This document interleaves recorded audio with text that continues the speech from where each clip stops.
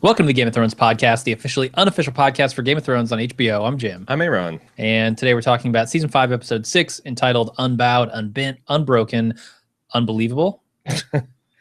Was it? What do you think? Unbreakable. No, I liked about half of this episode. And I thought half of it. Ooh, that's not much. And I thought about half of the episode, and a quarter of the episode is just a real mess. Most of the stuff happening in Dorne. And then there's a lot to say about the stuff happening up north. Anytime there's a rape featured on my show, the feedback is just incredibly depressing. Okay.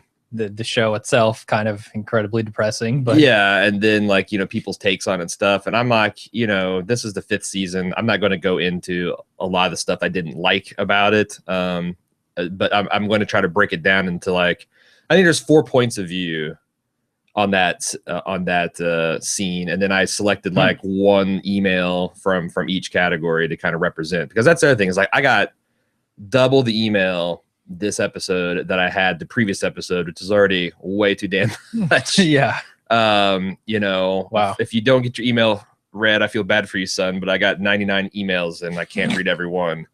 So but a lot of them are the same thing. It's a lot of Dorne sucked and here's why, and Sansa's rape was a travesty, Sansa's rape was disgraceful, Sansa's rape wasn't that bad, you guys need to get over the whole rape. So that can all be compressed efficiently. You don't need to be Pied Piper to compress that feedback down to a few representative bits. I feel like saying I liked about half of this episode is saying it's one of the worst Game of Thrones episodes. Well, I mean, right? Yeah. How often do you think I didn't like any of that Game of Thrones episode? I've never thought that. There you go. So half is an appreciable. You're right. It's not a majority. It's half. Okay, whatever. I don't have all the same problems that you have about this episode. I hate this episode, or is it Himmy hate? I don't know. Himmy. Yeah, it's your hate has a Himmy in it. Yeah. All right. I do want to talk briefly before we get into this about the Previously On. Okay. Because Blast from the Past comes back here with I guess his name's Gior. Yeah. Like Eeyore Mormont. Sure. Jorah's dad. Haven't seen him in a long time. It's what, season 2? Not since the Fukin legend of Jin Ali pinned a tail on his ass, Eeyore style. Or was that season 3? It might have been season 3. Either way, it's been a couple of years now. So it was good to see, them giving us a reminder of who he is before they give the big reveal to Jorah. Yeah. And the other thing I noticed is, man, Tyrion looks so much different now. So much different. Season 1 Tyrion, which was a good Tyrion. I thought he's a really solid Tyrion, but his essential Tyrion nature, it's like a good bourbon. It just sits in a barrel and starts evaporating. It just gets more.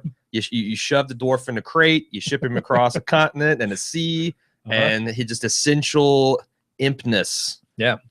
Consolidates. Distills down into. There's a word for that. You're right. Yeah. Yeah, the quintessential Tyrion. Mm-hmm. So.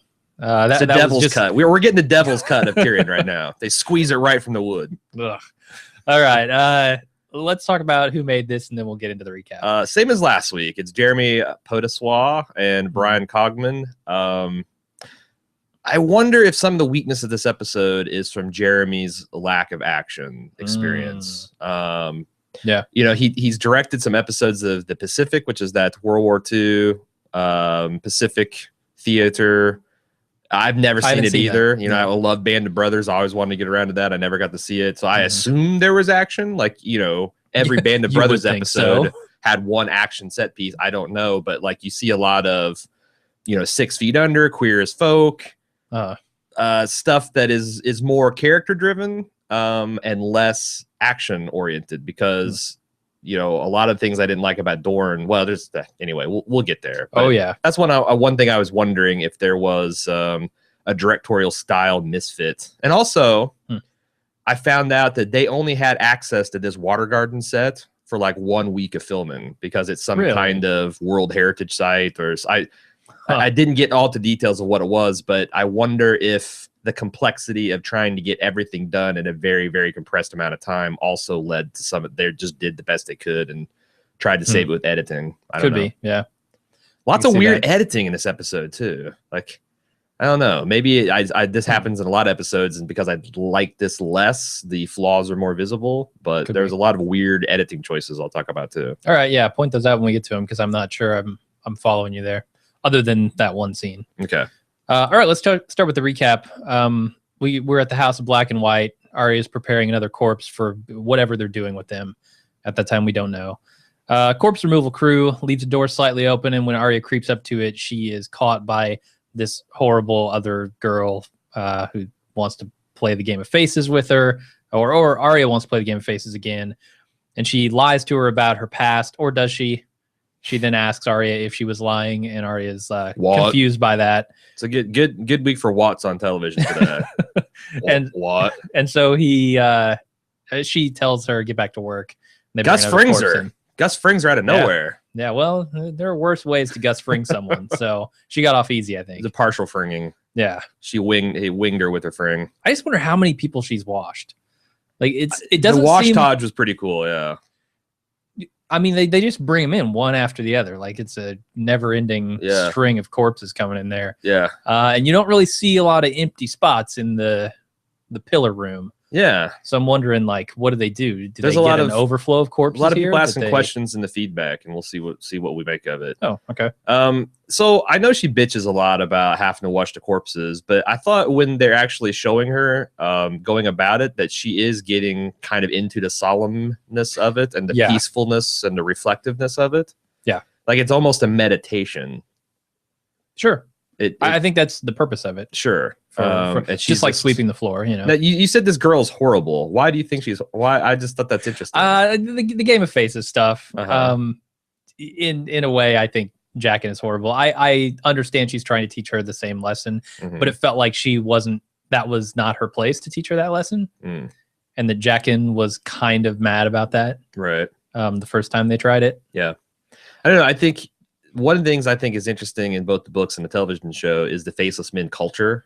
Like it's really, really interesting in like almost from a religious point of view, from just a badass assassin point of view, from a philosophical point of view, from just some of the rituals and routines. I think it's really interesting, and I think the show is doing a really good job of capturing that kind of sense of wonder is the wrong word. Like wonder is kind of like when you see the dinosaurs for the first time on Jurassic Park. If you take wonder and you mix it with a little horror, what do you get? Like dread, awe. I don't know. Like it's almost Lovecraftian, and I think they're doing a really good job of setting of putting us in that mindset. I think dread's a pretty good word for it. It's certainly horrific when she walks in that room for the first time, but it's an interesting kind of dread. Yeah, I'm enjoying it. It's also very confusing if they weren't to reveal that this episode. I thought, okay, more of the faceless men playing the face game. Why? What does it all mean? I felt like it hit the right spot between continuing to build its themes and put emphasis on stuff, but also moving to the plot a little forward. Yeah, if they hadn't moved at all this episode, I would have been really bummed by that. Honestly, I thought that some of the stuff we're going to talk about later on with her trying to play the name game, I thought that was really interesting too. Yeah, let's talk about it now because it's the next scene. Is it? I thought we got the. Oh yeah, you're right. No, Jaqen just comes in, wakes her up, and they play the name game, the face game. The interesting thing about here is I thought it was interesting how some of the lies she told, I think, were just the kind of lies you tell when you try to hastily recollect something. It's like, oh, which bandit did it? Was it Polliver or was it this other asshole? But then the one thing about hating the Hound, I mean, that seemed obvious from a show watcher. Like there's more to their relationship than her hating him. Yeah. There's some respect, there's some camaraderie, there's some empathy. It's much more complex than just I hate the Hound. Definitely. And I mean, Jaqen obviously knows that. And I don't know how he knows that. I don't either. And that's supposed to be ambiguous, I think. Like, oh, this guy knows so much. Maybe he was, maybe he took the face of a mountain or something and went and watched them during their fight and along the road. Right. Who knows? It's kind of like, I don't know whether this is going to be like a Return of the Jedi situation or, a Star Wars situation where, you meet the Jedi, and it's all kind of like, you don't need to see these droids and lightsabers. But then you meet Yoda, and he's lifting ships out of swamps, and then you get to the prequels, and they're doing, pulling Star Destroyers out of orbit and shit like that. I don't know what the limits of these guys' powers are, and also, is it the same as like what Melisandre said last year? She noted that seems like the Red Priest powers are increasing since the dragons came back. If to what extent their powers are fueled by magic, is it getting stronger, and are they becoming a more powerful faction? I think those are all kind of cool questions to ponder. Yeah, it's interesting. I guess let's move on to Tyrion. Also, the statement of "we never stop playing." I think that's another interesting cultural aspect of them too. Yeah, is he applying that to the Faceless Men, or is he applying that to the world at large? Exactly. To life, Yes. Yes. All those. I don't know. Okay. And like, is that something where are they ever authentic with each other? Is like, do you get to the top level of Scientology or OT8 and there's like, okay, just kidding about all this stuff. It's really just making money. Yeah. Or is it just always like is there anyone that knows who Jaqen really is in the Faceless Men organization? Is there a leader? Is he the leader? All good questions. None of which we have answers to. It's all fascinating. Love everything. Mildly interesting. This is all insanely mildly interesting, and everything happening in Bravos is really good. Solid gold for me. Yeah, I agree. All right, we go to Tyrion and Jorah. Tyrion's hungry. He's annoyed with this whole situation. He tells Jorah why he was in Volantis, and also that he killed his father. And then he tells Jorah also, your father's dead, because I saw him at the wall, and Jorah didn't know. And he didn't know how it happened either. So, yeah.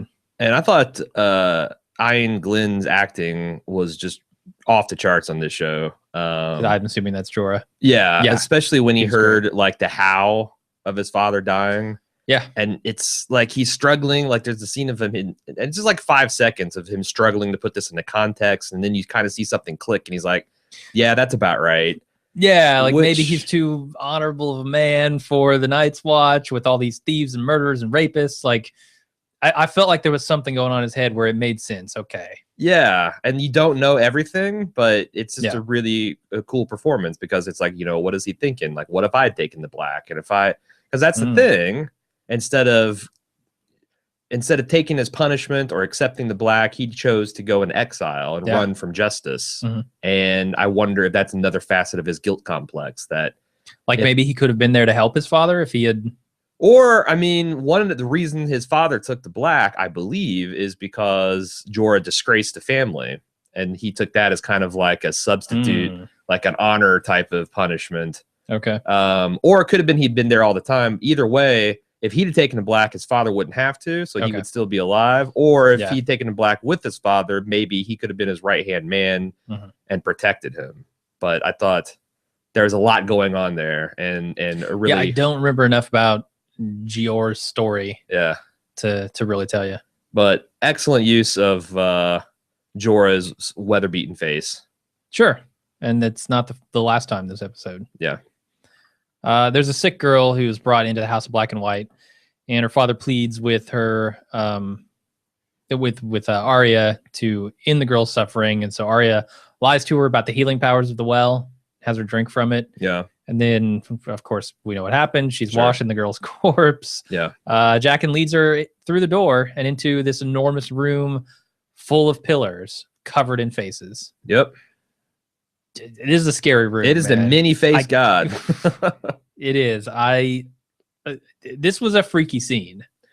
Did you think... like, as she's staring at these faces, I'm going, please don't let that face open its eyes. That's the last fucking thing I want to see tonight. I kind of, it kind of went down as it does in the book, but there's enough of this show kind of doing some other subtle touches that I was kind of the same place. It's like, I don't know if I can handle it if this old woman face opens her eyes or does some kind of Pee Wee Herman Big Adventure.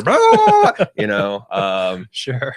I don't know, but it was really good. I talked about on Instacast how it kind of threw me that Arya coercing this woman, this girl, the sick girl, into she had a nice face. She wanted it. I mean, what are you gonna do? Yeah, you got a cute face, girl.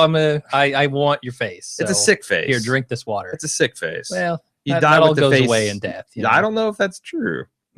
I don't know if poor Shireen gets her face lifted if the dragon scale comes off. But anyway, but I was thinking about it. You said that she lied, and I wonder if they're trying to make a point that this is like exactly the kind of Obi-Wan Kenobi lying that the faceless men enjoy as a sport. Tell them what they need to hear. Oh, yeah. Oh, okay. Yeah, like what does it mean? Because she didn't say I drunk from this well and I was healed. Mm-hmm. She said I drunk of the many face god's water. And Arya certainly had plenty of experience with death. She's had arguably as much experience with death as anyone. So she's, if you look at death and the many face god's gift and death all and it's like a symbolic way, then I don't know that she is lying. Okay. Again, you got to do a certain point of view, and you've got a twin sister, and you kissed her last movie, and you kind of fucked up, Luke. We're going to pretend. If you take it from that point of view, you know, it's kind of defensible. Okay. I mean, I think it's defensible either way. You know, you're right. This girl is not getting healed, apparently. Yeah. Her father's coming to this place as a last resort. Yeah. So I don't know that he's looking for a cure necessarily, but just to help her out of her misery. And it could be that, like, you know, because ultimately the faceless men are religious fanatics, it seems like. So I wonder, you know, if they're all about making sure men get the gift that's coming to them, maybe they don't care about how they take it. Maybe you can tell a few white lies or twist some arms, or, I mean, obviously they assassinate people that don't want to die. Yeah. So it could be that I've misread their culture. Okay. We'll see. There's also a line here at the end about her not being ready to become no one, but she is ready to become someone else. That made me think that maybe there is another layer to this, like I talked about in the instant cast. I still don't see where that goes, though. You know, I can't tell if this other girl who is walking around here is behind or in front of Arya in this progression. Like, has this other girl become someone else and then surpassed that and become no one and is now just the servant of this cult, I'll call it. Sure. Or is she being surpassed by Arya here? Yeah, and it's interesting because it's hard to say with their not knowing anything about the power structure. I mean, Jaqen Hagar is what you'd call a field agent, right? He was out there fucking around in Westeros. Is he no one or is he someone else? But he's also part of the trainee squad. Yeah. Or is that really Jaqen and it's just a different dude wearing a face that he knows Arya? I mean, like, there's these questions are all on the table. Once is that old black man wearing Jaqen's face now? Yeah. What is it? Who is, again, that's one of the, I think, core conceits of the faceless men. Who are the faceless men? Do they even know? Like, is it more of a Borg type deal where it's like, hey. Yeah, become no one in the sense that they're one thing. Yeah. Could be. Anyway. Who knows? Anyway, Tyrion and Jorah continue to walk toward the, I guess, just across the country here. Yeah. They got a long way to go. I mean, given the map size and where they were right outside of Valyria, they have a lot of walking to do. Yeah. Anyway, Tyrion asked why Jorah is taking him to Dany, and he says it's because he saw her walk out of fire with dragons. You know, that'll change you. While they talk about the possible outcome of Dany as queen, they spot a pirate ship and get jumped by them, and they're going to kill Tyrion, and they're going to put Jorah in the salt mines, but Tyrion buys himself some time and convinces them to put Jorah in the fighting pits instead. Yeah, there was a lot going on in this scene. I liked, again, enjoying Assyrian essentially reciting lines from her last podcast about Daenerys. You know, and it's another thing I really love about Game of Thrones. You know, a lot of works get bleak and you think, man, I don't see how they're going to get a happy ending out of this. But I expect a happy ending will come. And there's a lot of works that have shocked me in how bleak they ended up being, and they kind of confounded my expectations. Kind of like, you know, Braveheart. Braveheart, you expect his men to come in and save him at the last minute. He doesn't. Ultimately, it serves a greater good. I guess it's a happy ending, but it's like, that's the first kind of like gut punch I experienced as a moviegoer. But Game of Thrones is the first one where I've actually given serious thought well before the book is over about like this might just be a tale of evil. Sure. You know? Sure. With all of the killings that have gone on for what we view as righteous people, at the very least, George Martin enjoys fucking with us. Sure. At the other end of that spectrum, it could literally just be a tale that is very, very dark. Right. But anyway, I don't know that that's any less enjoyable necessarily. You know, it's certainly not the feel-good ending, but I think the journey, if the journey truly is the most enjoyable part or the most meaningful part of something, I think that journey could be amazing. I agree. And equally valid. You know? No, I agree. And also just the novelty of it, this big, vast fantasy world that's ostensibly good versus evil that's subverted. Okay. So I think it's super interesting. Are you still bothered by the cock merchant?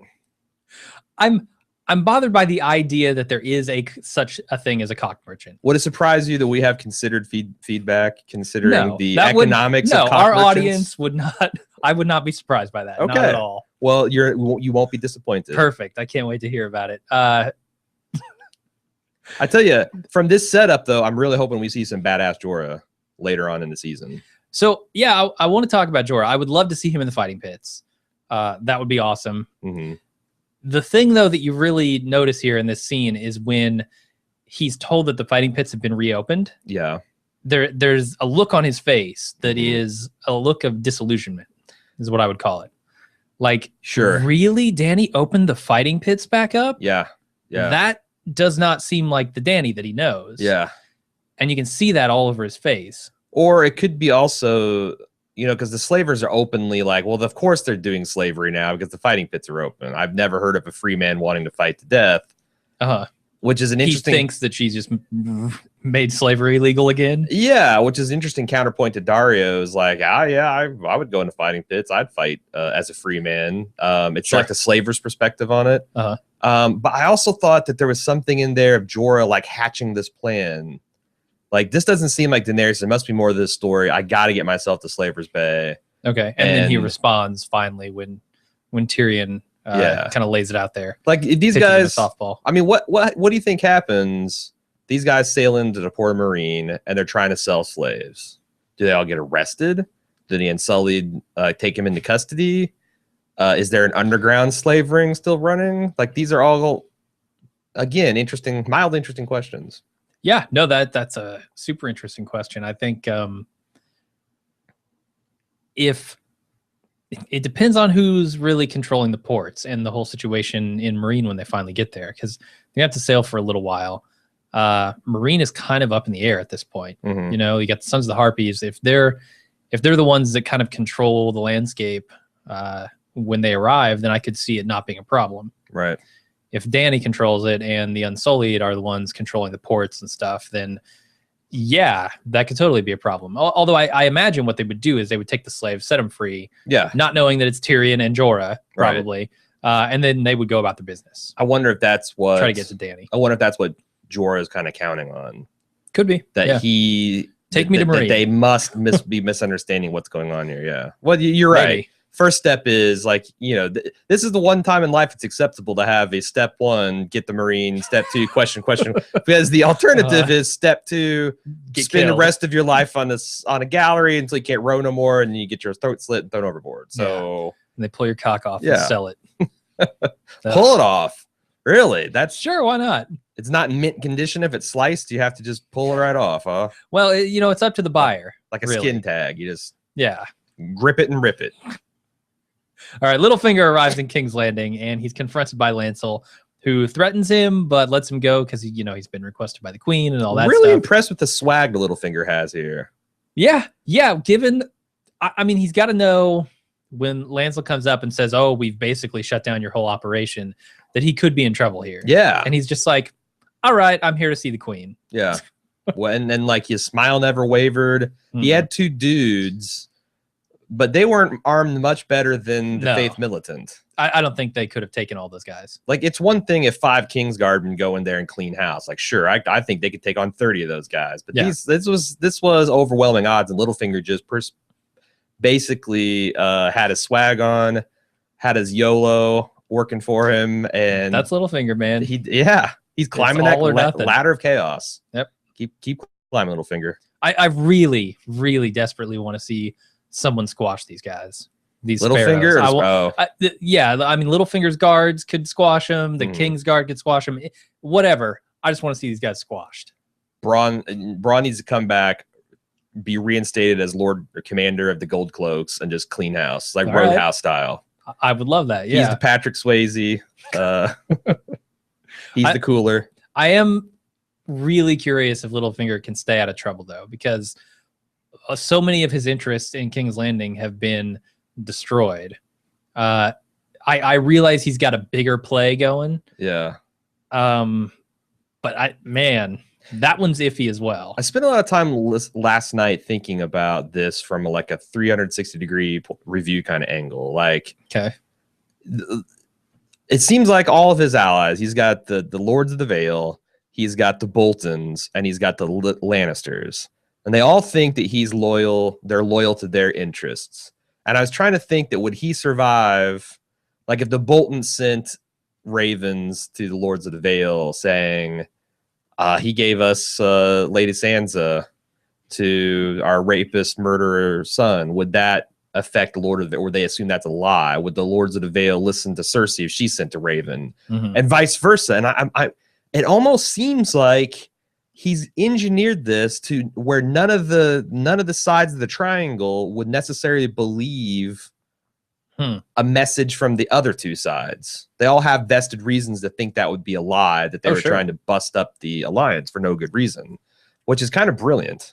Yeah. I mean, Littlefinger's plans typically are. Right. They work for a reason. I mean, the only thing that kind of is like a weakness of that theory is because it seems like as a show watcher and a book reader, I see Littlefinger as this massive traitor. He is like the Genghis Khan figure that is like, hey, open up your city gates and we'll let you all live. JK, LOL, all your dudes over the age of 12 getting your heads cut off. Yeah. And I will do that for every city that I come into conquest with. And nobody will find out because I've killed them all. Sure. But I don't know what his reputation in the realm is. Like, it's tough to say because no one knows that he killed Joffrey except for maybe Lady Olenna. And I wonder... Yeah, potentially. I wonder if the Tyrells are going to be his undoing here. Maybe. I mean, they have concerns of their own. They may come to him and say, help us out with this somehow. Yeah. Yeah. Because I don't know, man. I mean, the Tyrells are in a tough spot here. A real tough spot. And I think it's all Cersei's doing. Even more so than the obvious stuff that we've been shown.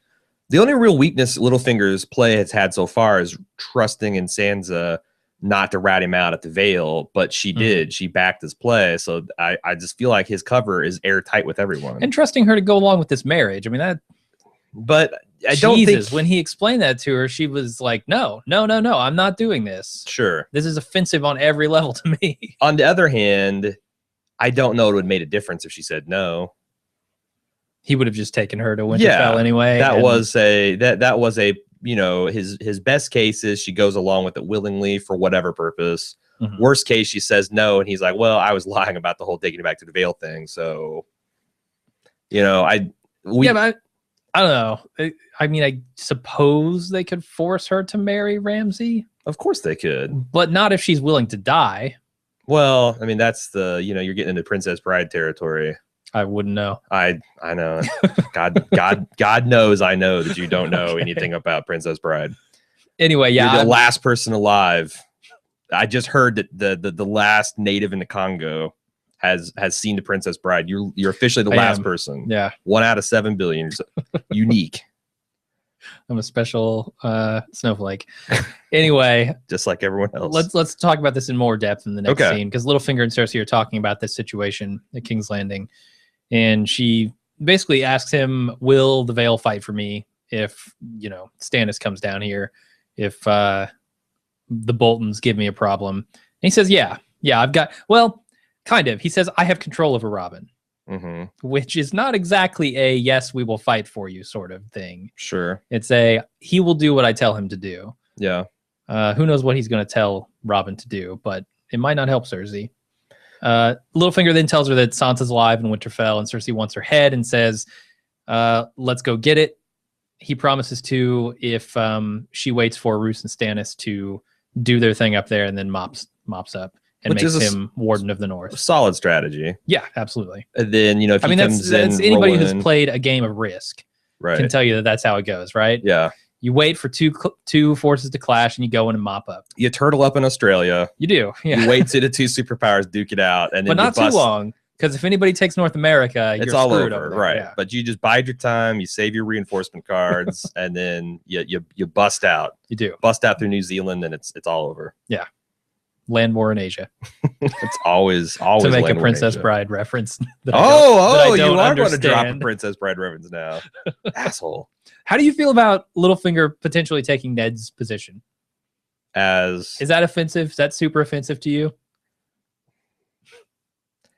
Man, so Ned was such an honorable guy. That's the thing. Like, I was a Stark loyalist from season 1 before I'd read the books, and it continually takes my breath away how much fuckery the Starks have to endure at every level. Yeah, it just keeps on getting their teeth kicked in. It's so if I'm being honest, I'd rather Littlefinger sit on the Lord seat in Winterfell than goddamn Roose Bolton. Sure. Or fucking Ramsay Snow. Ramsay Bolton, man. Yeah. Well, I call him Snow. He hyphenated it. Snow Bolton. Snow Bolton. Bolton Snow. Yeah, so I guess, like, it's a classic lesser of two evils, lesser of two assholes. Okay. But I don't know. Yeah, he's just such a plotting I don't know, Weasley character that I don't feel right with him taking Ned's position. But, I mean, that's a news, but this is a new plot point. The fact that, so Stannis thinks he can take Winterfell because he's got the advantage, but it does sound like it's a near thing. Mm-hmm. Littlefinger riding into Knights in the Vale, which he tellingly says have been trained to fight in the ice and the snow, is a big game changer. Like, I don't see how he stopped. Whether Sansa lives, dies, or whatever, he's in a position to spin that to his maximum advantage. Now, it seems like once he does that, unless Sansa dies in the attempt and he does just put her head on a spike, I don't know how he keeps his alliance with the Lannisters. But at that point, we talked about it. If you own the Vale, if you own the East and you own the North, and he's got Harrenhal too, which is one of the richest holdings of the West. Like, other than Casterly Rock and Highgarden and Sunspear and King's Landing, which is, I think he's in game over territory at that point. It's super interesting the way that he's come to this position in a very roundabout way, and that's Littlefinger for you. Yes. He maneuvers all the pieces into his favor without people really even noticing. I don't even know. We had a good email that I don't want to step on the toes too much, but I think it's even when he talked about climbing the ladder of chaos, I don't think he plans in the way that we've attributed these plans to him. I think he does things that destabilize the people in power, and that he relies on his own quick thinking and connections to step over another rung.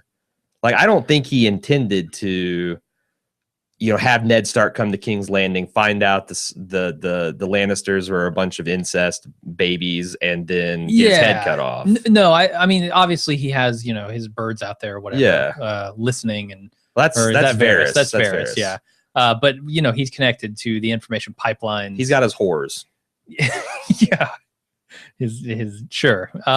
But okay, I buy that in that he kind of wings it from plot to plot, but he does plot too. I mean, he definitely arranges pieces on the board. He knows what he's doing at certain times.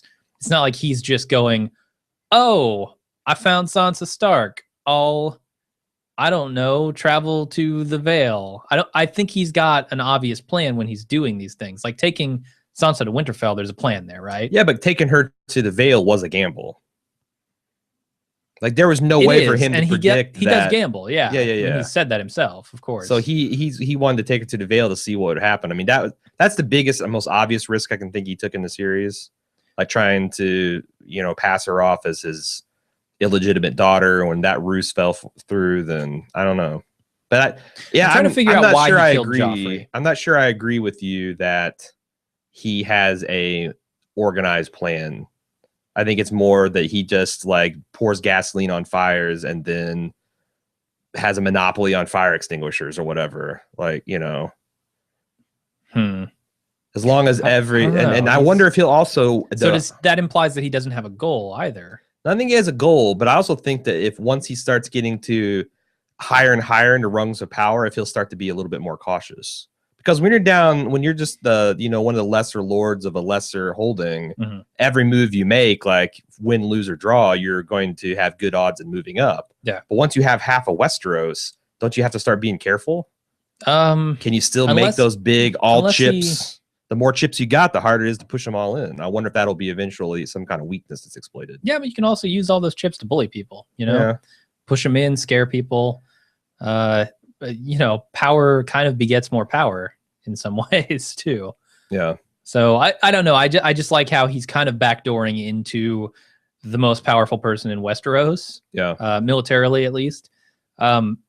I think that's very interesting when you contrast it with people who have a rightful quote unquote claim to the throne. Like Danny, you know, is kind of looking at this traditionally. I'm going to walk into King's Landing. I'm going to kick down the door and I'm going to be the queen. It makes you wonder. Same with Stannis. I'm going to kick down the door. I'm going to be the king.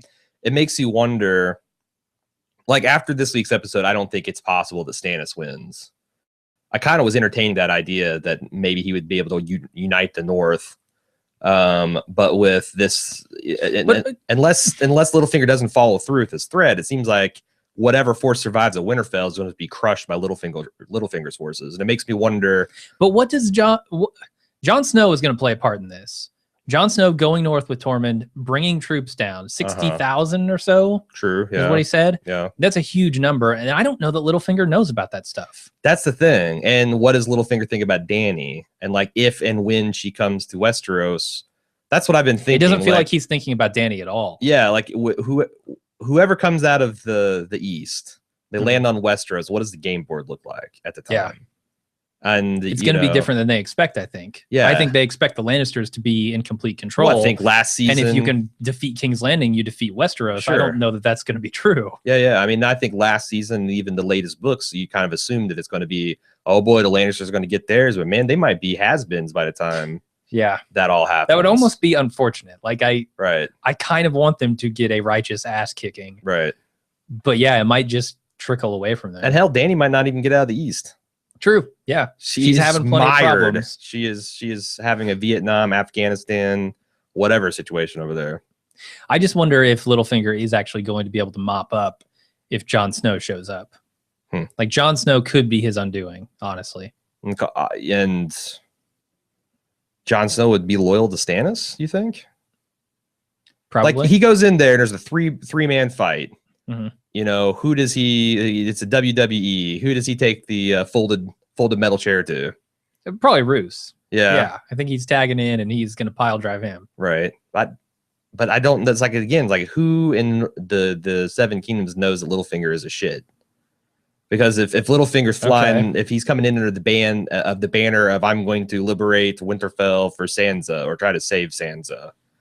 You know, does that confuse? Because we know Stannis that was his intention. I'm going to go and I'm going to liberate your father's house and return it to the North. Yeah. So I don't know. That's a good point. It's going to be super interesting. I can't wait for I've been battle. saying that like Winterfell is just shaping up to be a clusterfuck. Yeah. I love it. late in season game is going to be really intense over there. Yep. Or up there, I should say. All right, we've got Myrcella being charmed by the Martell boy, whose name I don't know. Trystane. Trystane? Yes. Trystane. And the prince is watching him. They are a cute couple. Yeah. You know, they're cute kids in love. That's a fun time. I'm glad she put away the bubblegum princess outfit and went with the yellow. Yeah, it's better. Although I think she might be wearing it underneath that. Oh, really? I don't know. She's got some strappy pink thing underneath it, so I'm not sure. Anyway, he tells his guards. Curious that she's not wearing Lannister red. Do you think that's an intentional thing that they are? You know, I'm always disguise her. Yeah, no, well, I'm always looking for ways to see like what are they trying to tell us behind the scenes, and is like, do you think that Dorne is doing an intentional kind of re-education campaign on her, like trying to get her to forget her Lannister roots, and you're going to be wearing, you know, Dorne yellow, or Martell yellow. I mean, we see later on that, you know, she's kind of buying into this whole Dorn thing. It's gone. Pink is a watered down version of red. Now they got her in yellow. Yep. It's just it's a psychological game, man. Could be. So the prince tells his guards he's going to need his axe because this is a dangerous combo. This Martell Lannister combo. Yeah, it's People incredibly dangerous. People can be after them. Really shouldn't let them in this massive garden completely unguarded. So Bronn and Jaime are riding through the countryside. Bronn is singing. What song is he singing? The third song of Westeros? Yes, we've got a new song. The Dornishman's Wife has made its appearance. All right, perfect. Baron and Maiden Fair, The Dornishman's Wife, and The Reigns of Castamere. Yep. So they spot their destination, and they blend in with a group of people to get inside the gates. And which, if you're keeping score, that's essentially 2 songs about men or animals leching on women, and another song about Tywin Lannister masturbating all over the corpses of his foes. So awesome. That's the pop hits of Westeros. top 40 is the top 3 because there are only 3. At the same time, the Sand Snakes also set off to capture Marcella.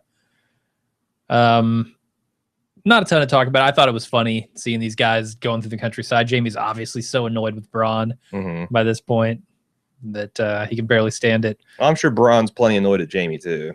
Nah, Bronn's the one doing the annoying here. Yeah, well, I mean, Jaime's annoyance is more of an existential, you're trying to get us killed. Okay, yeah. And this is poor planning, and I'm dubious about why I'm even here in the first place. Bronn's annoyance much more singing. petty. Yeah. All right, so Jaime finds Marcella, and he tries to convince her to leave, but she doesn't want to go. And the Sand Snakes show up, and they fight over Marcella until they're all captured by the prince's forces, and then we see Ilaria is also captured. This is the stupidest scene I've ever seen in Game of Thrones. Oh my God. Okay. Why? So you're going to do a daring raid on the princess, would be presumably heavily guarded, which she's not, but you choose to do this in broad daylight. And 2 rival factions that have no ties to each other whatsoever are going to converge on the same spot within a 30-second space. Okay. And 2 of the daughters... I don't have a problem with that, just for the record. Okay, well, fine. We have 3 daughters of Oberyn, presumably well-trained in arts of war. They've got a whip, they've got a spear, they got double daggers. They're fought to a standstill by Bronn, which fair enough, and Jaime. They're like 1.3 dudes cannot be outfought by these 3 supposedly badass Sand Snakes. One of them has a whip, which is entirely useless. Well, as a maiming weapon. It shouldn't be. Indiana Jones does okay with his. Oh, come on. Like, Indiana Jones. You can't kill somebody with a whip. It's not going to happen. You can't even you can disarm somebody, but you can't. They don't have revolvers in Westeros, Jim. You can't do the classic just whatever, shrug and shoot the guy. They have spears. They should just be like, you get over there, I'll get over here. We'll surround Bronn. 1, 2, 3, stab. All right. So if you want to make the argument that the fight is stupid from its construction and characters, I'll go with that too, because I kind of agree. All right. I think the whip is just useless. But so I think the setup and the premise is dumb. The way they went about it was incredibly lazy. Like I can't believe this made it out of the writer's room. And then the actual choreography was cover your eyes bad. Like they pulled all the tricks of the trade, the quick jumps and the quick cuts. So like the actors only had to memorize 1 sword twirl or 1 step, and they couldn't capitalize on that.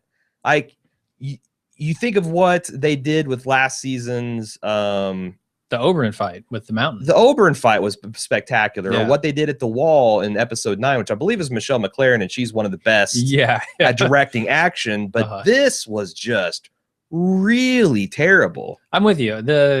On second watch, this choreography is really bad. Like, just watch what Bronn's doing in the background of a fight that the camera's not. Yeah. And it's like it's the worst. And the twin dagger girl, which I think is Nymeria, she's just terrible. She's a terrible actor. She's terrible to spear work. Obara's spear technique is awful compared to Oberyn's. So that's another shit show, man. Another thing I don't like about it is Obara is supposed to be the baddest of the 3, right? Yes, you would think. And they have her fighting Jaime, who's supposed to be basically useless, and Jaime holds his own.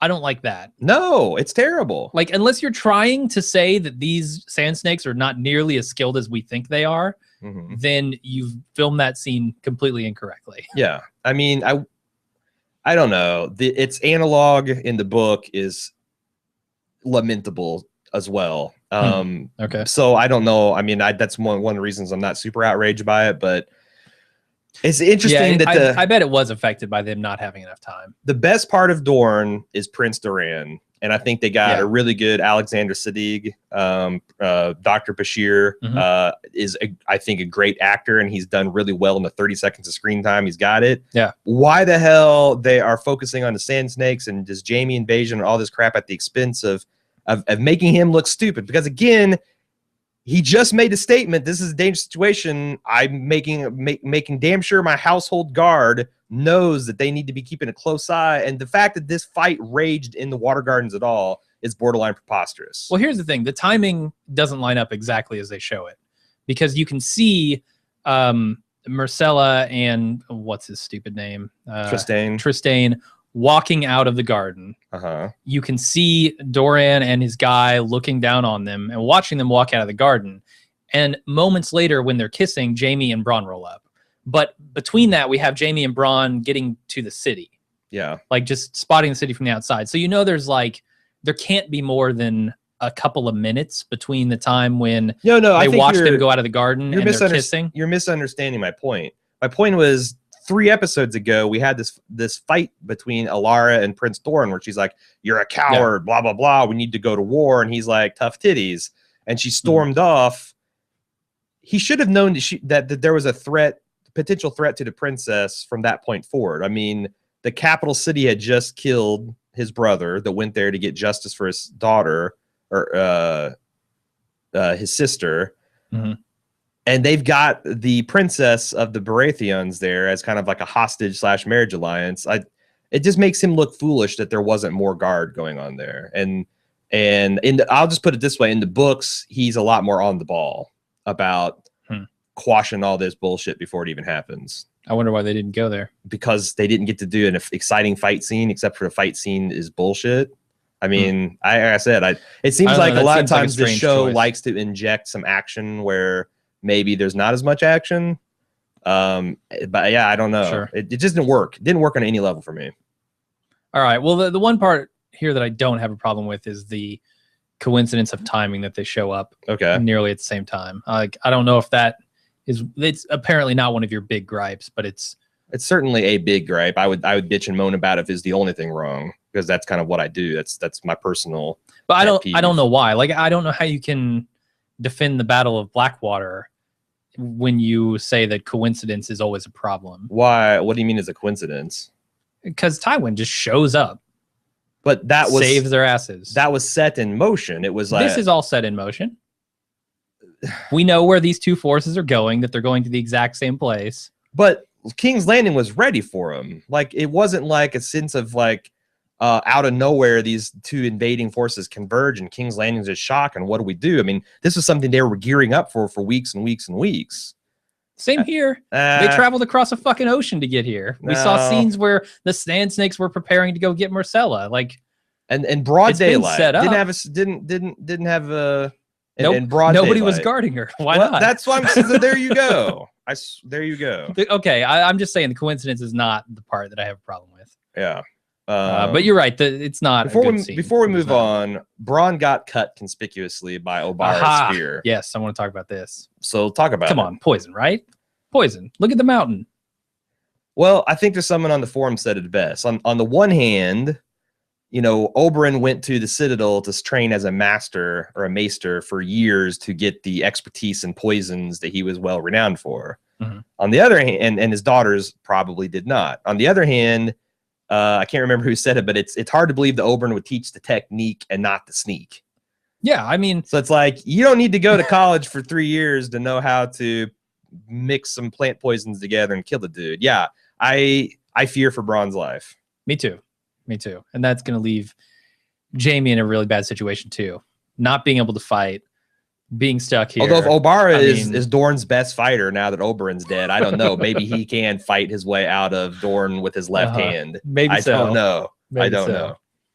All right, let's move on. Olenna shows up and talks with Marjorie about how ridiculous this stuff with Loras is. Can I ask a question? Yeah. Why did her wagon stop on the road? Just randomly? I have no idea. It's like it's got to be important though, right? Yeah, it's like she's got regularly scheduled quip stops. What are these fools waiting for? Oh, that's right. It's 4:08. The lady must sass. It has been yon 5 miles since her last sass. Halt! Halt, we say. And then she does her quip and then moves on. Yep. That's the beginning of some really weird editing choices. It's super weird. Because if you look at the sequence, like Olenna's, Marjorie's not in that wagon with her. Then she is walking King's Landing, and her voiceover continues and bleeds into the scene of her sitting there with Cersei talking. It's like Peter Jackson pulled this kind of shit in Lord of the Rings a lot, but it kind of worked. Where to have someone zoom in on a face talking about something that's applicable to a situation that's like halfway across the world. Yeah, they do that a lot. And it kind of ties the narrative together, but there's something that just didn't work. And I was like, where the hell are we? Who is in the room? What's going on? And I'm not sure. This could also be symptoms of them having some compressed filming, and they just didn't get the shots they needed. And, you know, I don't know. Like the shot of Lady Olenna making a shit joke about King's Landing was so good, they had to shoot that in there. Yeah, I don't know why they included that. We wouldn't get the fact that she would have to come back from the High Garden to King's Landing unless they had it. It's bizarre. That's the thing. So we get an answer to our question whether Marjorie has left or Marjorie has called her grandmother there. Yeah. Obviously, she's come to King's Landing. Right. So she talks with Cersei and she demands Loras be released, while also threatening, you know, we're not going to give you any money or food anymore if you don't solve this. And Cersei's just denying it the whole time. Had nothing to do with it. It's a faith militant. Talk to them. Ineffectually, because that's like her poker face leaves much to be desired. No, it's the thinnest of cloaks here. I mean, and what's funny or is, as Olenna says, what veil? What veil? Yes. There is no veil on either side of this table. No, she's like veiled. That's like what you guys. You do need. This isn't. It's, I am threatening you, not threatening a threat. It's like watching a 6-year-old try to lie to your face. Like the fact that you've been caught and you're just going to continue to insist that you had nothing to do. And they never conceived that they would get caught. So they're completely flat-footed and just gasping like a fish flopping on a dock the whole time. But here's the thing. I think Cersei knew she would get caught. I think Cersei knew that everyone would know this was her doing. And this is her plan. Literally just deny it and defy everyone because she thinks she can get away with it. I don't think she has like some grand plan that like she's going to win the Martells back on, or I'm sorry, the Tyrells back on her side.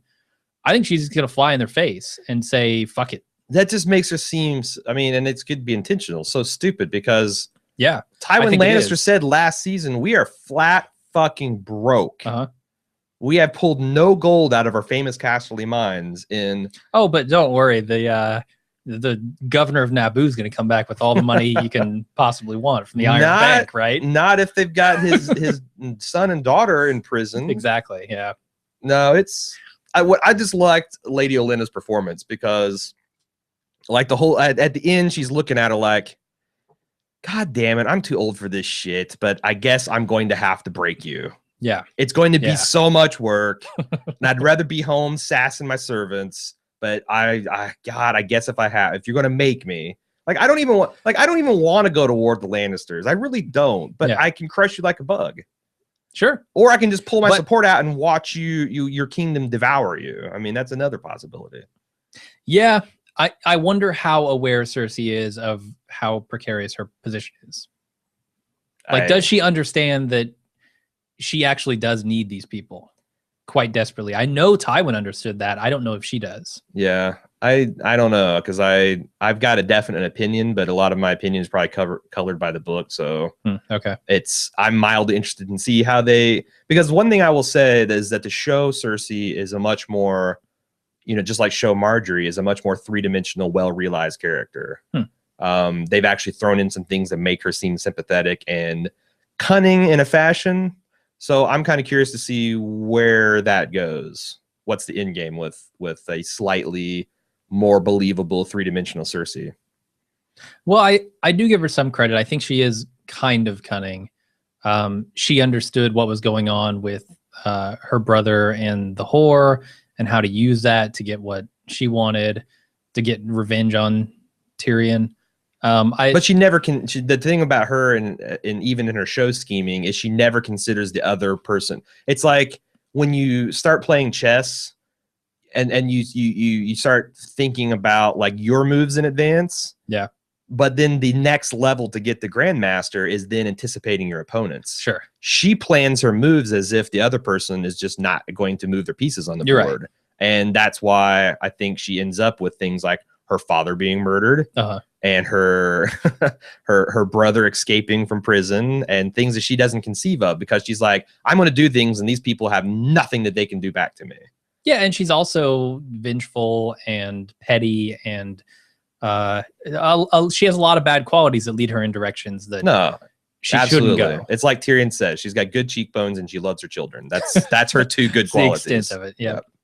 Yep. All right. So during the inquest here, as she calls it, Loras and Marjorie both deny Loras has done anything wrong. Unfortunately, they bring out this guy from Littlefinger's brothel who was also Loras' former lover. As we know, I forget his name. Oliver. Oliver? Oliver. Or maybe it's Olivar, but whatever. Olivar. Ollie. Who no, I don't think you can get away with that in this show. Who claims that he slept with Loras and Marjorie knew about it, and he could back it up with knowledge of the birthmark. This horse shit. Is this too much of a out of nowhere for you?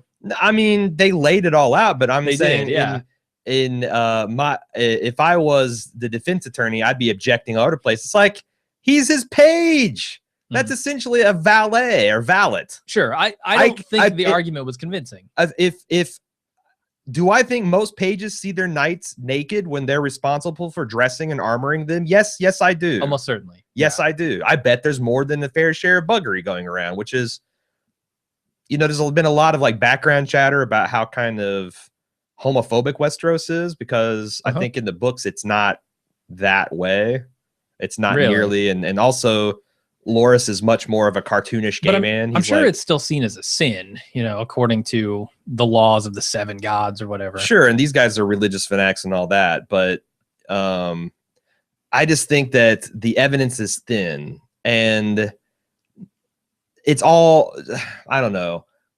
And it's a kangaroo court, so it's like you can only apply so much legal reasoning, but even if they took Loras because he had direct eyewitness testimony, what proof did they have that Marjorie? I mean, this guy, he's got proof that he knows about this Dorn-shaped freckle on the young gentleman's thigh. What proof does he have that he was in that Marjorie was in the bedroom? Nothing. And I mean, that's just one of the clues that this is part of Cersei's obvious plan. I mean, what reason do they have to scoop the queen up in this as well? Is Littlefinger behind? What possible reason? Let me ask you this: where did they find Oliver? And how did they know that he had this relationship with Loras? They took him from the brothel when the other High Septim was taken out, didn't they? No, I mean, that's the thing. We've always wondered when he could be arrested. But I'm just like, how did they make this connection that Oliver was sleeping with Loras? Because to my knowledge, only Marjorie knew that. I don't think Cersei knew that. Littlefinger would know because he's Littlefinger's employee. I wonder if we're supposed to understand that Littlefinger is kind of helping grease these wheels. Because we know Cersei's a lot more complicit in this than she's claiming to, Lady Olenna. So would Littlefinger view this as actually working against Cersei, even though he's giving her what she thinks she wants? Because, I mean, this is going to cause a rift between the Tyrells and her. Well, I mean, the question, obviously, he's not loyal to Cersei. So, but this could be an easy... It's cost him nothing. It further destabilizes the Lannisters because it takes the Tyrells away potentially as an ally. Yeah. Which is something that like Cersei does not worry about at all. Like she says, she's foolish. She says the Lannisters have no rival. That's not what your dad thought. Yeah. One of the smartest, most capable Machiavellian rulers in Westeros. I don't know. It is enjoyable to see Cersei kind of weaving this web of deceit and lies and trickery and seeing if she can get herself out of it. The other wild card here, I feel, is Tommen. With Marjorie being taken away and put on trial, I don't know that Tommen, as the king, is going to stand for that. Yeah, and we know that Cersei has no real power. Sure, yeah. Her power is only what she can get Tommen to go along with, it seems. And she doesn't seem to give him any kind of credit for really having any involvement in this. Well, that would be her. I mean, again, that could be her undoing. With her not considering the opponents have moves. Exactly. With as much as we've seen of Tommen and Marjorie and her effect on Tommen, I think he might step in and do something, which would be awesome with a King's Guard versus Faith Militant showdown. Yeah. I would love to see that. No, but this scene was infuriating, not because it was bad television, just because Cersei's smug face combined. Yeah. Oh yeah. And then like again, the King's Guard. Like I feel like the king would have to make them stand down before they would let the queen be drug away in chains by a bunch of dudes with shitty wrenches and robes. You know, that's a direct insult I don't know to their Royal Highness. Like, you know, they're the Secret Service. If Barack and Michelle Obama is sitting there and some dude tries to drag Michelle, it's like, well, unless the president tells me to go after First Lady, I'm just going to sit there and chill. I don't. But I mean, according to, you know, what's gone on here, Tommen has appointed these people as an authority. Mm-hmm. So, I mean, that's that is a kind of condonement of. I mean, I get that the Joffrey and Tommen era Kingsguard is not exactly cut from the cloth of the Age of Heroes and everything, but come on. And then the final scene of Lady Olenna's face, she's gone from annoyed that she's going to have to expend the effort to break Cersei to just fucking pissed. And I'm excited. I don't know. I'm not sure I totally agree when it's the king's decree that the Faith Militant have rule of the land here. They don't have absolute rule. No, but they've been appointed as they're snatching the queen, man. I know, but the king himself appointed them. So if they try to snatch condoning the king, everything that they do, apparently. So if they try to snatch the king, if the king just sits there as a mumbly mouthed 15-year-old, they're going to let it happen. Probably. Yeah. Oh, fuck. Yeah. The king's appointed guys, man. I'm going to agree to disagree. All right. I want to see some goddamn Kingsguard going bananas. I do too. Trust me.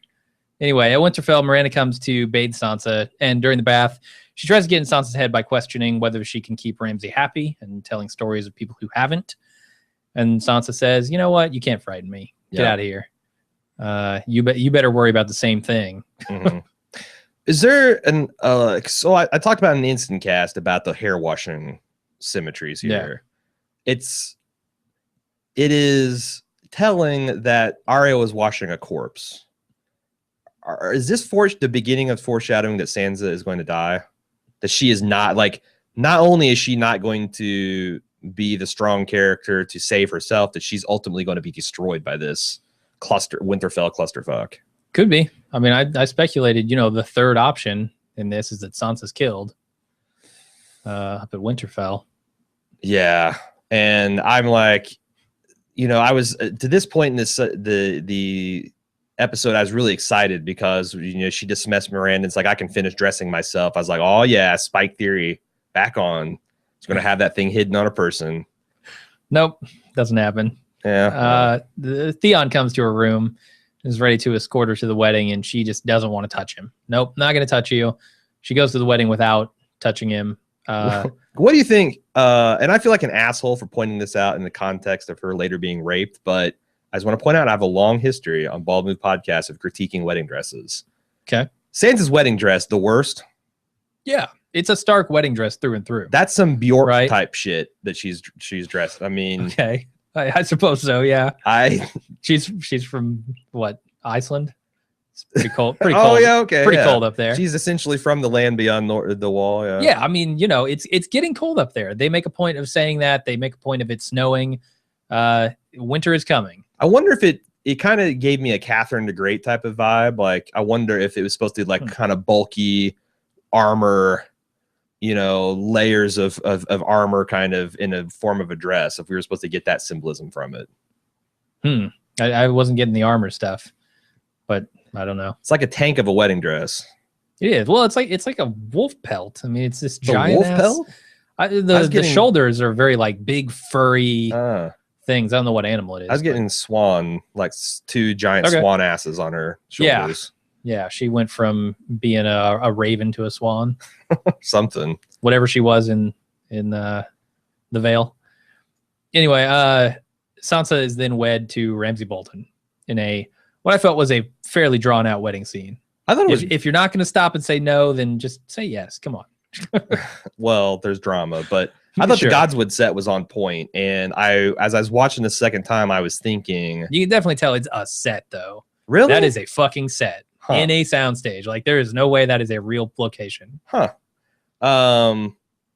Anyway, I thought it was interesting that you think about Sansa and what a girly girl she was if she hadn't had this exact fantasy about getting married in her father's Godswood and to a different person. Well, no, the thing is like, say what you will about the Boltons, that was a really lovely setup, as as well as you can do in the Godswoods, and that candles, and it was very kind of romantic, and it was even snowing, and it made what's to come even worse. But I think, it's another one of the things that's like, this is a situation she might have dreamed of, getting married to one of the High Lords of the North with her father watching, and it's been perverted into this goddamn nightmare. Yep. That is unfortunate. I'm sorry, Sansa. Yeah, it's terrible. What do you think also in this scene? What do you think about making Reek play Theon so much? I love it. I think it might be a mistake on Ramsay's part, but I love it. That's what I was getting at. That, from a drama you've perspective. Broken this man's psyche and had him take on this other identity, and you're so confident in that you're forcing him to take his old identity to the point that like his voice hitches when he tries. It's like very tough for him. It seems like that might be reconnecting neural pathways you might not want to connect. Yeah, no, I totally agree, and I think he may have some problems in the future. And that's why I call him Theon in this scene, because he clearly is. He's washed up. He's in nice clothing. He's got his hair slicked back. Like that's Theon Greyjoy right there. Yeah. Just a damaged version of him. Sure. And it's really hard for Theon to even say his own name. Right. And like when he's, giving her away or whatever. And that he was Ned's ward. Like he feels that sense of, I just betrayed everything that I cared about. Yeah. One thing I think that they were trying to do, you mentioned the long drawn out, acceptance of, you do accept this man, is I think that the filmmakers, and I don't think it was entirely successful, but I think they were trying to suggest that Sansa did in fact have a choice here. It's a bad choice with shittier options, but it's kind of like the choice of storming the beach in Normandy or cowering in the back while the machine guns slam your boat. Like, sure. I don't think it necessarily worked, but to this point, it was going along with Littlefinger's. Well, you've got to fight. You've got to do some unpleasant things to strike back against your family's foes kind of wisdom. Yeah. No, I'm with you. I understand what they were doing there. Yeah. And it was fine. I just thought it was a little drawn out. Right. And that kind of hinges on me thinking that if she just refused him outright, that would be a big deal. Oh, I mean, I think so. It could turn into a giant, like, how angry would he get? He would get super angry. Well, and also like I think the Lords of the North were supposed to understand that like a lot of the bannermen and stuff are there to witness it. And you'd think that would be significant, but yeah, it's essentially the Starks condoning Roose Bolton and his actions. You know, that's what this is about. And I would like to have seen, I wish they had gotten like the Great John Umber or some of the other recognizable Northern bannermen from season 1 and season 2 to be in the background, kind of looking like they're not sure about this. I thought that was a missed opportunity too. Okay. Then we get the final scene. Ramsay takes Sansa to his chambers to consummate the marriage against her will, pretty much. Forces Reek to watch. Yeah. Bad news all around. It's not surprising, though, that Ramsay returns to form immediately after they're married. How fucking pissed is Roose going to be when he finds out? I don't know. At the heart of Northern power, and he's got Ned Stark's little girl screaming in the bedroom. It's just not... Yeah, I guess this isn't obvious, but that's not a good look from a North Remembers standpoint. North doesn't need... I agree with North that. doesn't need a string around its pinky to remind it, but if they did, they just got it. Yeah, you're probably right. This also kind of is what I was saying about the goddamn tower and the candle in the tallest tower. That's not a really great thing for Sansa to take advantage of. Just calling in Brienne? No, I'm saying like it's it's ineffective. Like that, it did her no good to have that release valve in this situation. Yeah, I don't know. I definitely think there will be consequences for this. I'm curious what they will be. Probably all out revolt, but we'll see. Yeah, we'll see. So what did you think of this scene in context of Sansa's broader character arc? Because my position is, Theon got tortured for a whole season, and it was, tough to watch, even though he was kind of an evil character and he brought along a lot of that on himself. But also, Theon was a cocky, arrogant, high on the horse character that was being brought down notches. Yeah. Sansa's living in the basement. She has been since the middle of season 1. Yeah. Why? How is this necessary? Like, I think that part of the problem, part of the negative reaction people have had is that raping a female character is such a cliche. Like, that's if you want to give a strong female character a revenge motivation, then you rape her. That's kind of like a lazy thread-worn plot device. Okay. And also it's extraordinary if you think about all the POV characters in this show, how many have either been raped or nearly raped. Like even Brienne, Cersei. The only one I can think of is maybe Arya, although I think maybe she almost, like some of the ruffians that her and the Hound confronted were threatening that. And then like Marjorie. I think that's one of the reasons that people are upset, but the main reason is, what in the hell are we supposed to be teaching? Like, why does Sansa have to go through this to then presumably have a stronger character turn? Like, what more motivation does she need? I think, yeah. So I'm going to agree with you that, yes, it is cliched, but in so much that it works, right? Like that gets it through character and audience's heads that now is the time for revenge. And so if this truly is a turning point for her, both parents being murdered, her brother being murdered, her being pawned off the 2 different shitty marriages. Well, she was completely useless at that point, right? She's a little girl. She doesn't know what's going on. She has literally no power at that point. Now she might feel like she's starting to come into her own. I mean, we've seen her travel with Littlefinger. Littlefinger has taught her a thing or two. Yeah. Now when she has a reason for revenge, she might actually be able to act on it. Yeah, I mean, there has been a character arc, but I don't know. I feel like it's been flatlined in the valley for so long, and it has. I eventually came around on Theon because, you kind of have to really be explicit to show how deeply this man's been broken. Yeah. Because not in the books where he's a POV character, you can kind of get inside his mind of madness. And the book is actually less graphic than the show in a lot of ways, because it was a lot of alluded to backstory rather than, explicitly shown.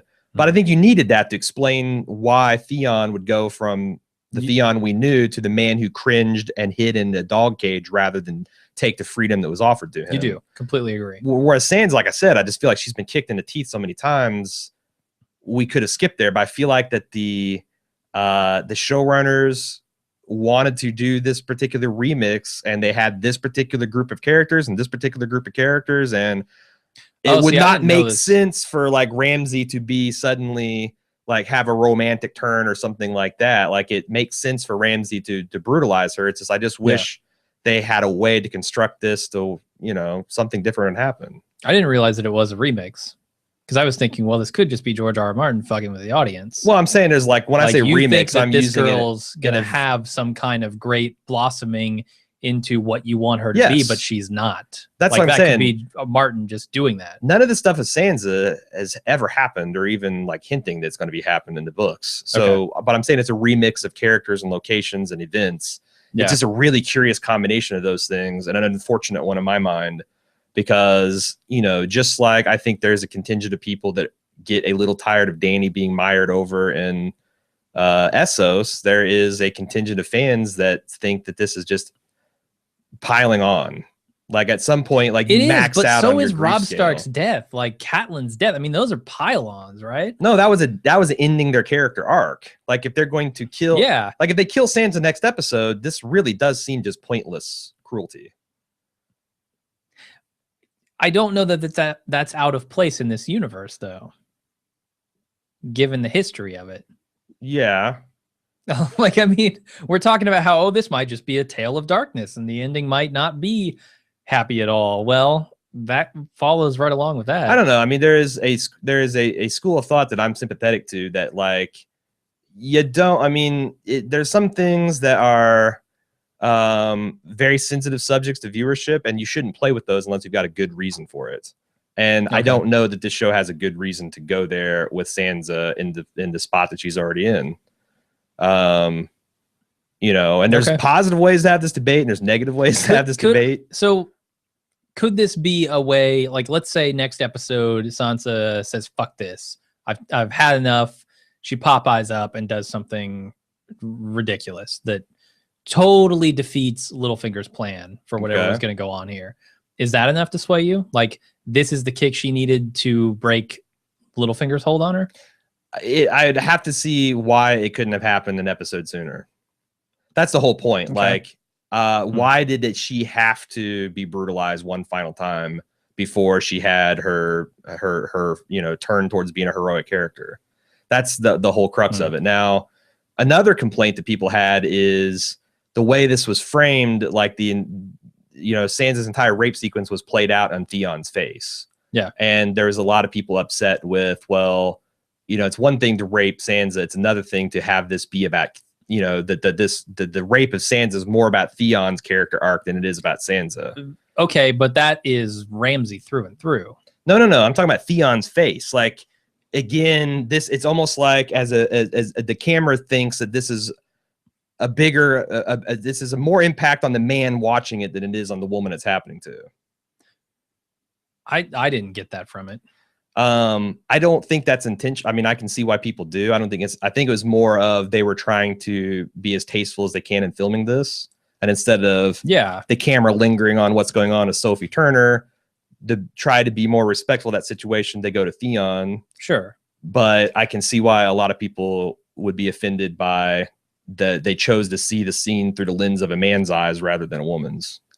I think they're misreading that scene. But what I'm saying is there's a lot of potential insults that these filmmakers are piling up in the one scene. There's a lot of potential minefields with, and also they don't have the greatest reputation in this area as well. Sure, no. I feel like the Double Ds definitely have a few blind spots when it comes to producing some of this stuff.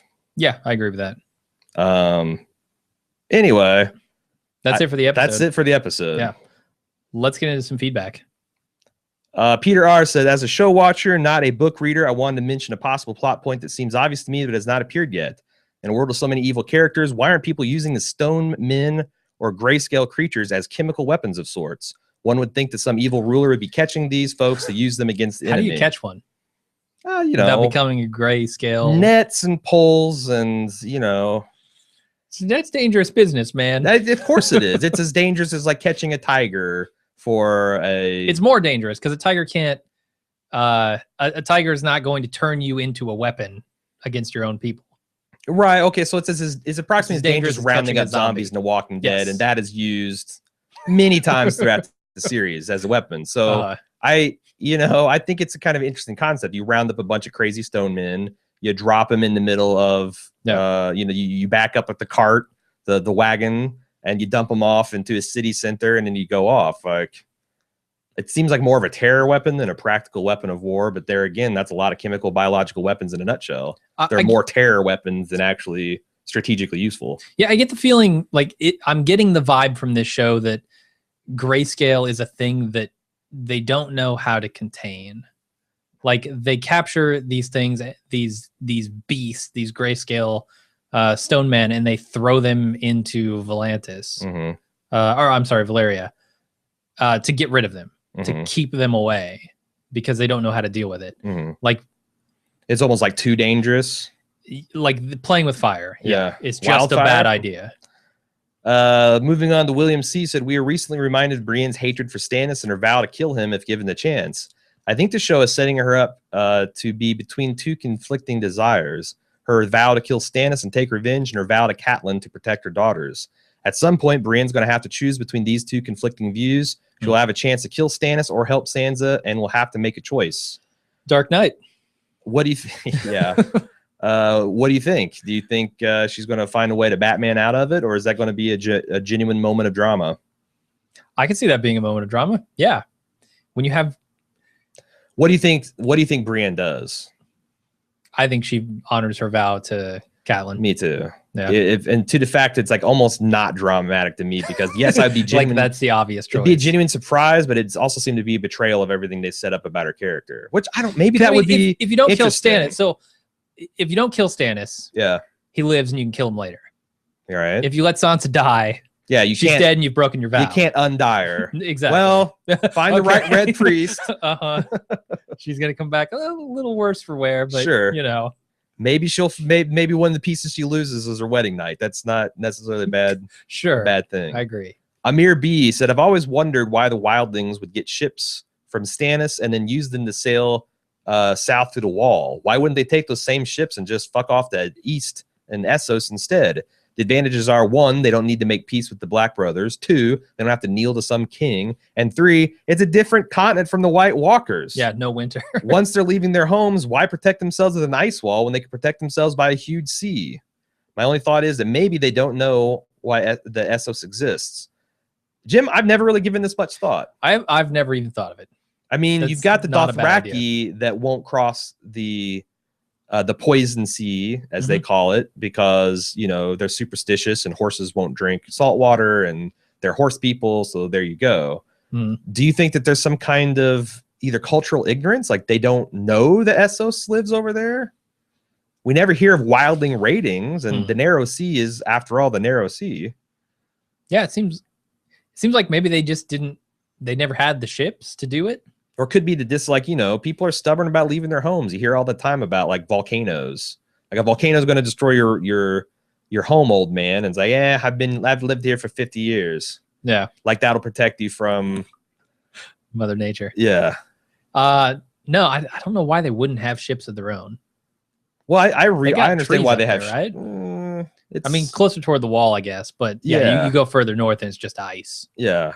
Yeah, so, I feel like that they're mostly.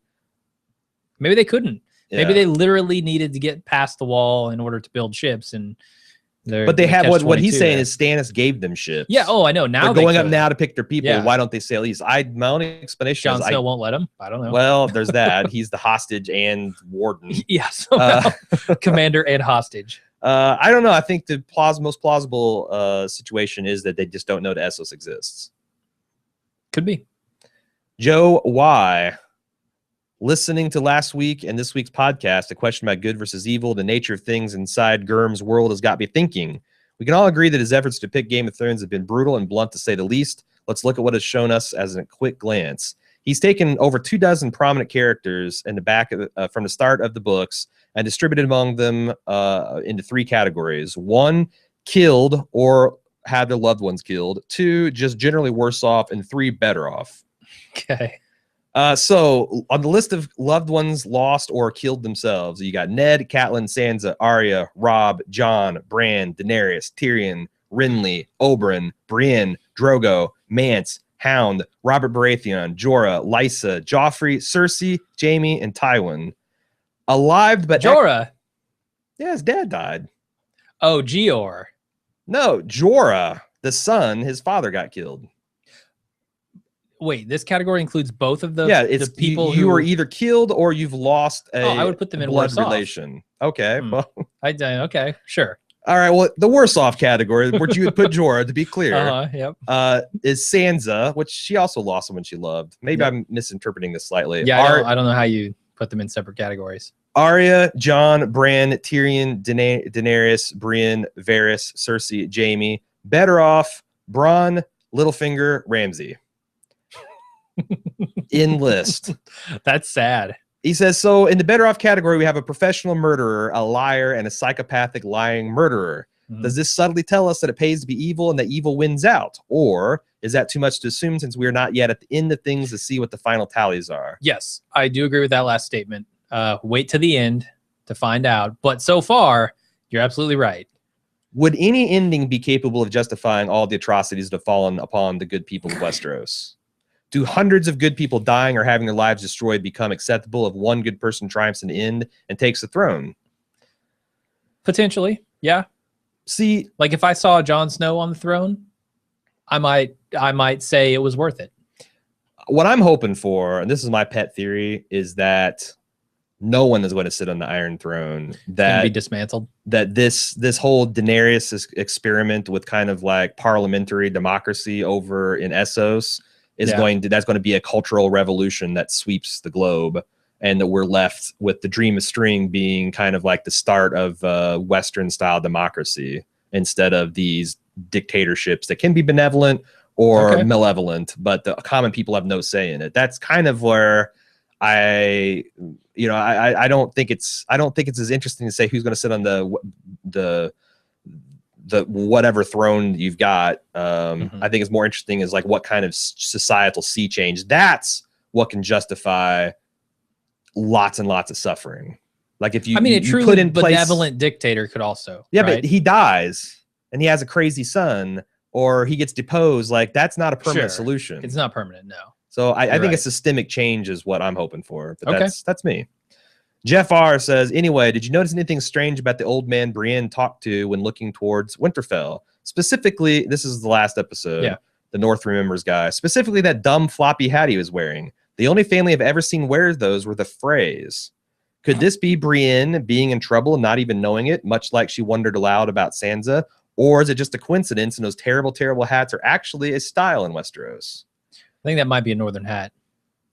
He's right though. Like, do you remember that scene where we first met Walder Frey, where he's like sitting there and like all of his sons are on these benches, like a damn packed jury box, and they're all wearing that stupid hat? No. And every time we see the Freys, they're all wearing that stupid hat. I don't remember the stupid hat. No. Well, the North remembers those stupid hats, and they're a sign of the Frey. Obviously, yeah.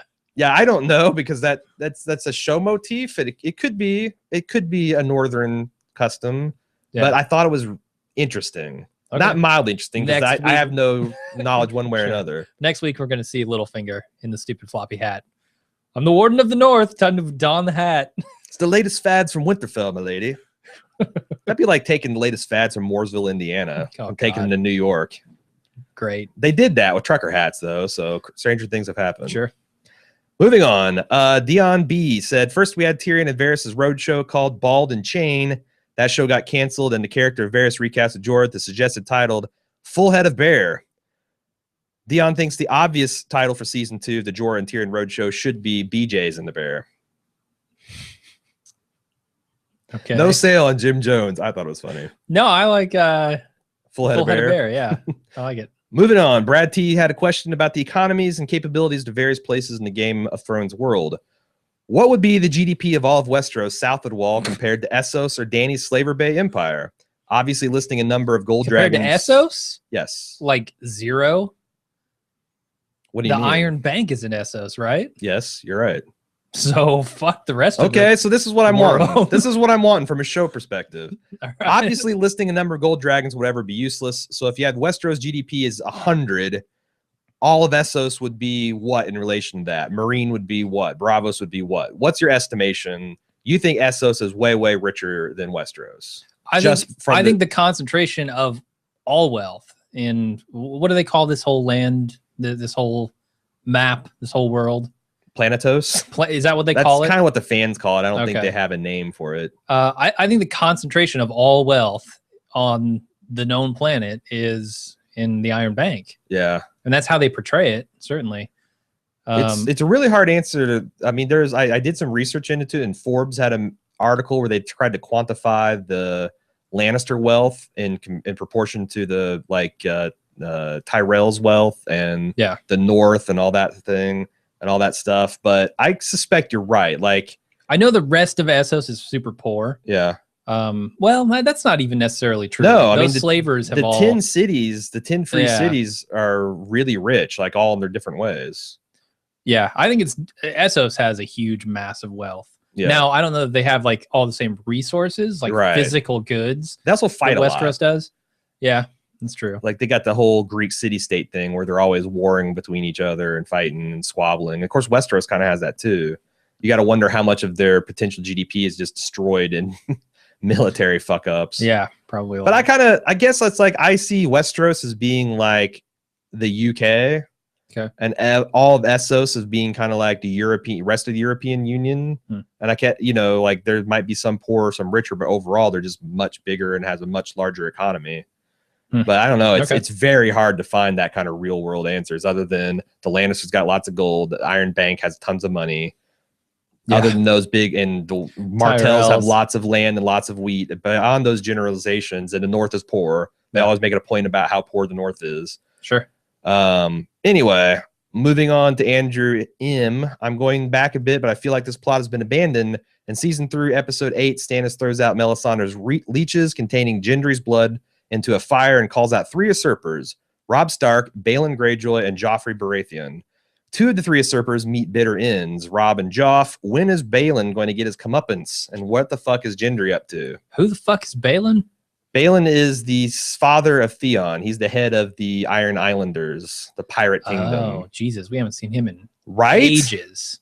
I mean, we haven't seen him since he sent Theon away, have we? Right. Well, I think we saw the last time we saw him was when he opened up the box that had Theon's cock in it. Okay. But that was at the end of season 3. It's been a while. I don't know, man. Like I'm wondering. I kind of felt like those storylines were over once Theon's sister came in to try to liberate him and found him in such a sorry state. Yeah. Now, I suppose they could bring it back if Theon ever becomes Theon again. Do you think that they intended that to go somewhere and it just didn't? Or because it is seeming like a little bit of a plot hole. A little bit, yeah. Maybe they're biding their time. Licking their biding their time until they can respring that on us. Balon's desperately trying to father another son. It's like, God damn it, I thought I was done with this. Yep. Bring me a winch. Once he gets his son back too, he's gonna be cockless. So I need my salt. Yeah, right. Useless from a legacy standpoint. I need another salt wife. Yeah. What the fuck is Gendry up to? Last seen rowing. He was rowing a boat from Dragon Island to Westeros, I believe. Gendry is the bastard son. He was the blacksmith that kind of palled around with Arya, the bastard son of Robert Baratheon. Melisandre seduced him and sucked some blood from his breeches with her leeches. Yeah.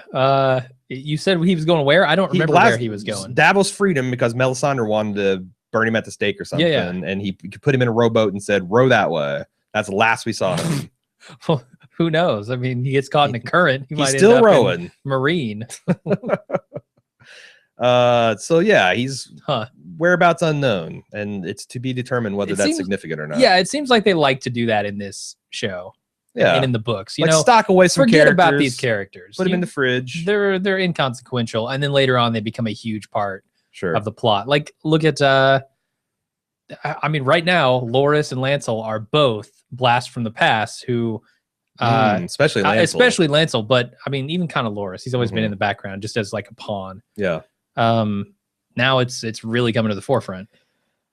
Kate B, when watching this episode, the part about the dwarf cock being a luxury good reminded me of the Vice on HBO episode about the rhino horde and trade. Oh, yeah. If you use Earth in the 1400s as a proxy from Planetos, you can come up with the following math. Total population, approximately 375 million people. Persons with dwarfism as a percentage of the population is about 0.004%. So we had 15,000 dwarfs on Planetos. Natural sex ratio is 51.69% in favor of the male, for a grand total of 7,753 dwarf cocks available for potential sale. That's a fair amount. Now, other than the Unsullied and Theon, I don't know who is in a market for a cock, but clearly this needs to be sold as a luxury good, and thus the need for cock merchants. Yeah, it's like, you know, spice merchants, right? Like it's exactly like spice merchants. You get a really expensive spice that's tough to deliver. It's luxury good. There you go. Yeah. Fine you got to market. Cocks. Yeah, and you got to have them be. They got to be authentic. Can't be passing off baby cocks. And they're right. I mean, like, how do you tell it's a dwarf cock if it's a normal sized cock? How indeed. You got to cut it right off the dwarf in front of him. Get a little tag of authenticity. Yeah. Where the dwarf himself signs it. I don't know. Casey J has additional thoughts. There could be absolutely a cock merchant in Essos. Even if dwarf cock is a very rare item, I think they could be sold like people currently sell exotic animal parts in some parts of the world. Wanting a dwarf cock is no more recalculous than wanting an elephant tusk, a rhino horn, a bear pancreas, or perhaps a relevantly tigerish cock. I don't think a cock merchant would be a traveling profession, though. This seems like something that would need to be sold in a secure office. I think the idea of a cock merchant is way more likely than King's Landing Delta Force and Sand Fox Force 5 both making their moves at the same time. Another not big fan of the synchronicity of the... People may have misunderstood me. I don't have a problem with the idea of a cock merchant. It's a very funny concept. It is a ridiculous concept at the same time. That's why I think it's funny. A recalculous concept. Recalculous, yep. Aaron McPee said, I'm becoming increasingly convinced that Cersei's making a big mistake working with the High Sparrow. She's pissed off the Tyrells, but even worse, she's giving them the means to get revenge. After all the Queen of Thorns has to do is tell the High Sparrow that King Tommen is a product of incest and not the true king, and he'll be turned against Cersei. What proof does she have? Good question. Of course, she still has to get Marjorie and Loras out of prison, and there is a Kingsguard to worry about. Perhaps Lady Olenna can use that threat to compel Cersei to cooperate. That's the thing. What is the proof? Their blonde hair. I mean, Cersei's got blonde hair. My Littlefinger... Robert Baratheon could have... Ned went to Littlefinger with his accusations, so Littlefinger knows. Okay. If they're working together as we have speculated. Also, Ned sent out ravens.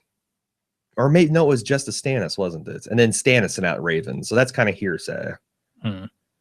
Yeah, it's the proof. It's the because they kept it very on the down low. There's no birthmark that is like, oh, on his inner thigh is a birthmark that says product of Jaime and Cersei. Right, like, right. They autographed it. Yeah. It's a J&C production. All right. Moving on. Josh M said, when Jaqen was invited Arya to Braavos in season 2, he said, a girl has many names on her lips, names to offer up to the Red God. She could offer them all one by one. He led her to believe that if she trained as a faceless man, she could use her skills to carry out her vendetta. Now that she's actually there, he says he must leave her old life behind and abandon everything that made her Arya Stark. Well, that death list is a big part of what made her Arya Stark. It looks to me like a classic bait and switch. Recruited her in her false pretenses. Jaqen lost a few points with me. Total dick move. It's part of being faceless. He was just playing the face game with her. He was. She didn't know. Can you detect my lie? No. Yeah, she didn't know. We need to train you. Yeah, like, I wonder... That's a pretty funny concept. Like, if that just continues, like, when will you learn? When will you learn? Flies to her at every turn. Marlene from Portland said, regarding of whether Jorah had contaminated Tyrion with grayscale, my thought is that the contagion would probably be spread by touching infected skin, or in Shireen's case, an object had been in contact with infected skin. Since the stone men's bodies are entirely covered with the disease, any touch from them would be instantly transmitted. Jorah's infection, however, is still contained in one small covered patch on his arm, so even though he touched Tyrion with his hands, I think it's unlikely that Tyrion will contract the disease from contact. I hope you're right. Seem reasonable? Yeah, I mean, that seems reasonable to me. I really hope he's right. I don't want Tyrion to have grayscale. All right. Roger R. said, after hearing your instant take and Aaron talking about how he's tired of Sansa being a victim and asking when she's going to get a chance to stand up for herself, well, I don't think we'll get that chance. As a show watcher, I've dealt with many a book reader just smiling at me when events such as the Red Wedding and the killing of Ned and saying, it's just Game of Thrones, man. Now we're out of book reader knowledge, and on some storylines, I'm hearing from book readers about why they think Sansa should fight back. Who says that's ever going to happen? Sansa's been traumatized by what happened to her, and to her knowledge, her entire family has been killed. Pair that with Ramsay's torture techniques. She soon might be yet another person under Ramsay's direct control. We have been fooled time and time again that something good is going to happen to the characters we like because we've been programmed by 95% of entertainment that stories have happy endings. Well, Game of Thrones is pitched to me by saying that doesn't play by the normal rules. I don't think the Sansa story will end with her getting revenge against the Boltons, and if it does, it will come at such cost that it wasn't worth it. And when it happens, I will just smile and say, that's Game of Thrones. That is a valid take. It's Game of Thrones, man. I mean, that's essentially, what I was saying before about this kind of happening And especially from a show watcher, it must be, you know, pure schadenfreude to sit and see a book reader like, I can't believe this has happened, because that's been their world for 5 seasons. And now I can see why Turnabout would be fair play on there. And there might be some of that element. Like, book readers have been flexed this whole time. Like, you know, they're not letting their guard down about Ned and Rob and all those things. But when a haymaker flies out of nowhere, it stings. What if that is actually George Martin's intention by not writing these next books? You think to protect integrity of the television show? No. To fuck with the book readers who have been for so long fucking with the show watchers. Oh. You think he's that diabolical? He's pretty diabolical. I mean, he's the guy who wrote the character of Littlefinger. Yeah. Come on. It's kind of funny. He wrote a whole big, long blog post this week about explaining, like, he did this last year too, after the Cersei rape scene, where he's like, look, the show's different from the books. I think disavowing the show. No, he's yes, but he also says, I think the Double D's are doing as best they can at adapting this work, and it's drifting ever further apart, and he has confidence that they'll eventually come to the same conclusion. But yeah, he's basically, stop bitching at me about what's going on in the shows and how it's different in the books. Yeah, get off my lawn. I think that's fair, though. I'm trying to write a book. I agree too. Especially when we're talking about the subject of rape. It does seem like there's a lot of rape in the Song of Ice and Fire. Okay. But arguably there's even more in the television show, and that's kind of weird. Jamie T, longtime listener. Disclaimer, I'm on Team Sansa, and I read the Sansa scenes last night. Totally different from you guys. She hasn't reverted to a weakling. In my opinion, she's taken Littlefinger's very good advice about laying low until she's coaxed all of them into a stupor, thinking she's a subservient weakling upon which she will slaughter them all. Their guard is now up. So when she was squeaky at the wedding and so forth, I was like, good girl, you look terrified. And of course she is terrified, but she's also pissed off, and suppressing that anger takes strength. If I'm correct, many men under Bolton's command would rather rally to the Stark's call, but that would be messy and slow. She can take them all out clean. The rape scene was hard to watch, but I think it's important for 2 reasons. One, the zoom up on Theon's face shows that they're building to a revenge plot. Theon doesn't have the willpower like Sansa does, but this is getting him there. And 2, it shows how strong Sansa has become. She's playing the long game in the face of great personal pain. Killing the Boltons is a noble thing in this fictional world. It's bigger than her own comfort. In the first season, Ned Stark was always trying to get her to see the big picture, but she only saw her own comfort, her own small wants. She's come a very long way. Do you agree with Jamie's take here, or do you disagree with her take? I don't think I'm prepared to disagree with it. I think I see a lot of the, influence of Littlefinger in the person that Sansa's become of late. Ever since Joffrey was killed, she's been traveling with him and getting a glimpse into kind of the heart of darkness with Littlefinger, figuring people out, figuring things out, learning to manipulate. Now, I took that earlier in the direction of, like, maybe this rape scene is the point where she says, you know what, I've had too much and I can't play along with this anymore. But I suppose it could also be what Jamie's saying it is, which is, her being strong in a sort of strange way. Just the perseverance that she would have through all of this in order to exact revenge in the way that she wants it. I mean, I could see that, I suppose. Yeah, there's little parallels of the Magi that got burnt at the end of Dany's, that, her thing was Dany, quote unquote, rescued her from a rape gang, but she did make that distinction. So she gained her trust and confidence and then fucked her over. And later on she got fucked over in return. But yeah, I mean, I could see that. And again, I mean, future events can certainly change my mind about this thing. It's just hard for me to see now where Sansa getting one more black eye before she becomes the strong person was necessary to see. Are we considering next time on stuff spoilers? We usually do, yeah. Okay, because I saw a scene which explains a little bit about what's going to happen with this particular Well, you keep your spoiler whore mouth shut, man. It was right after Game of Thrones. I don't know how you missed it if you're not trying to. Well, if you're watching on HBO Go or HBO Now, you have to actually do several clicks to get to that. No. It continues to play. Really? Because Go does not. Behind the scenes now does. Huh. I don't know. I don't have Go anymore. So that's interesting. But yeah, now it just goes right into like the behind the scenes stuff, the interviews, and like they show a little bit of next time on. Well, see, I used to watch it always on Go, and on the PlayStation 3 viewer, you had to select it as a different menu option.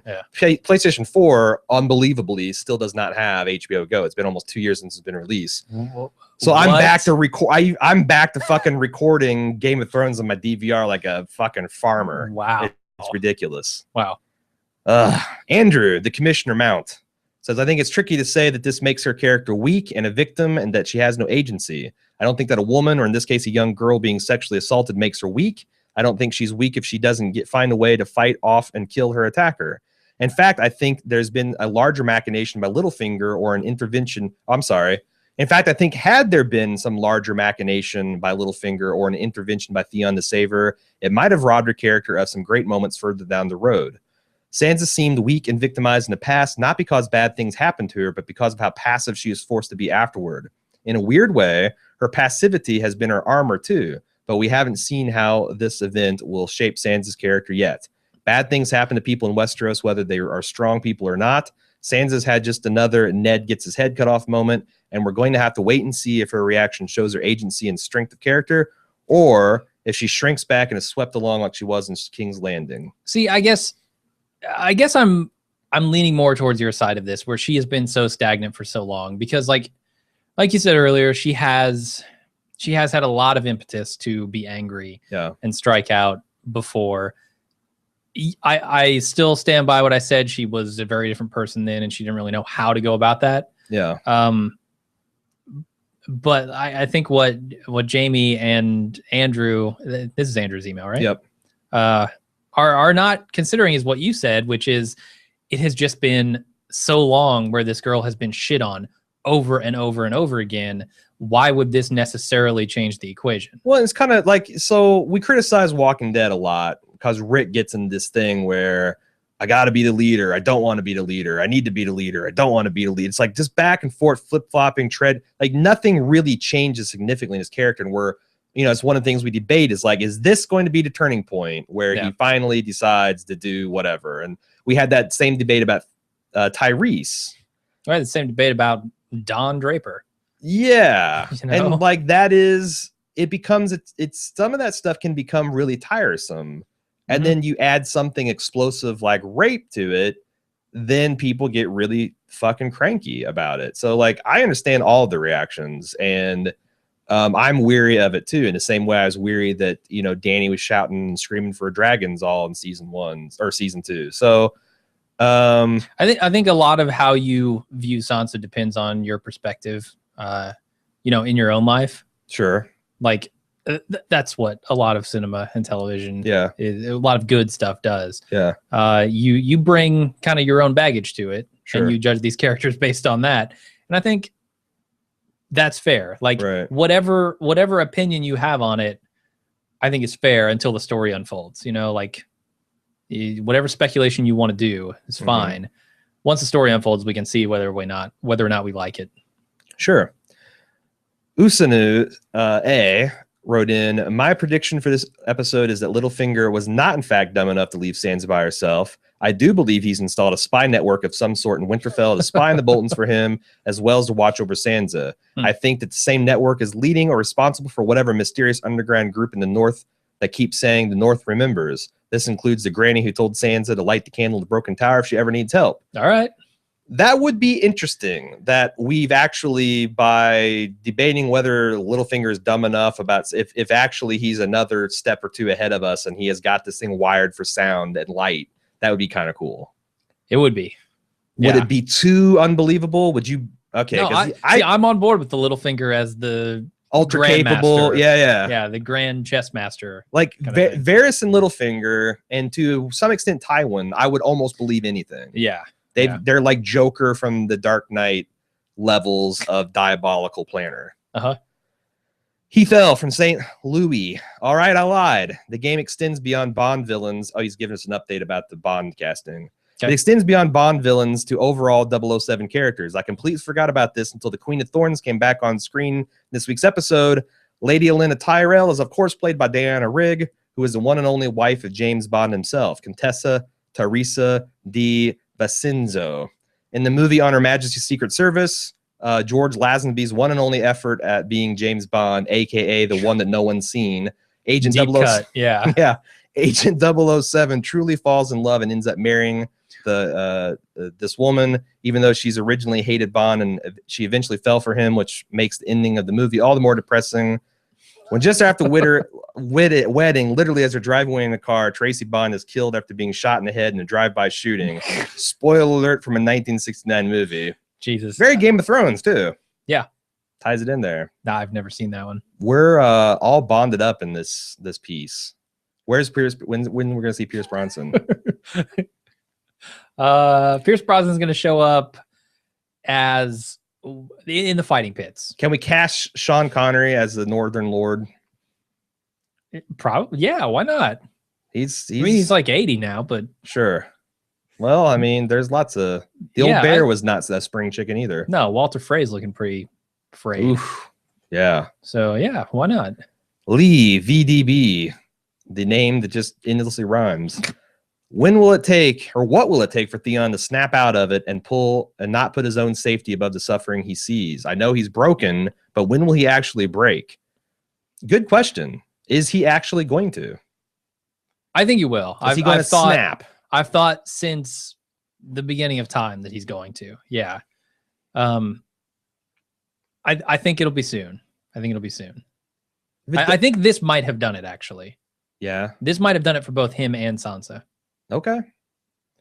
It's interesting to give him... So that would be, I guess, a redemption arc for him.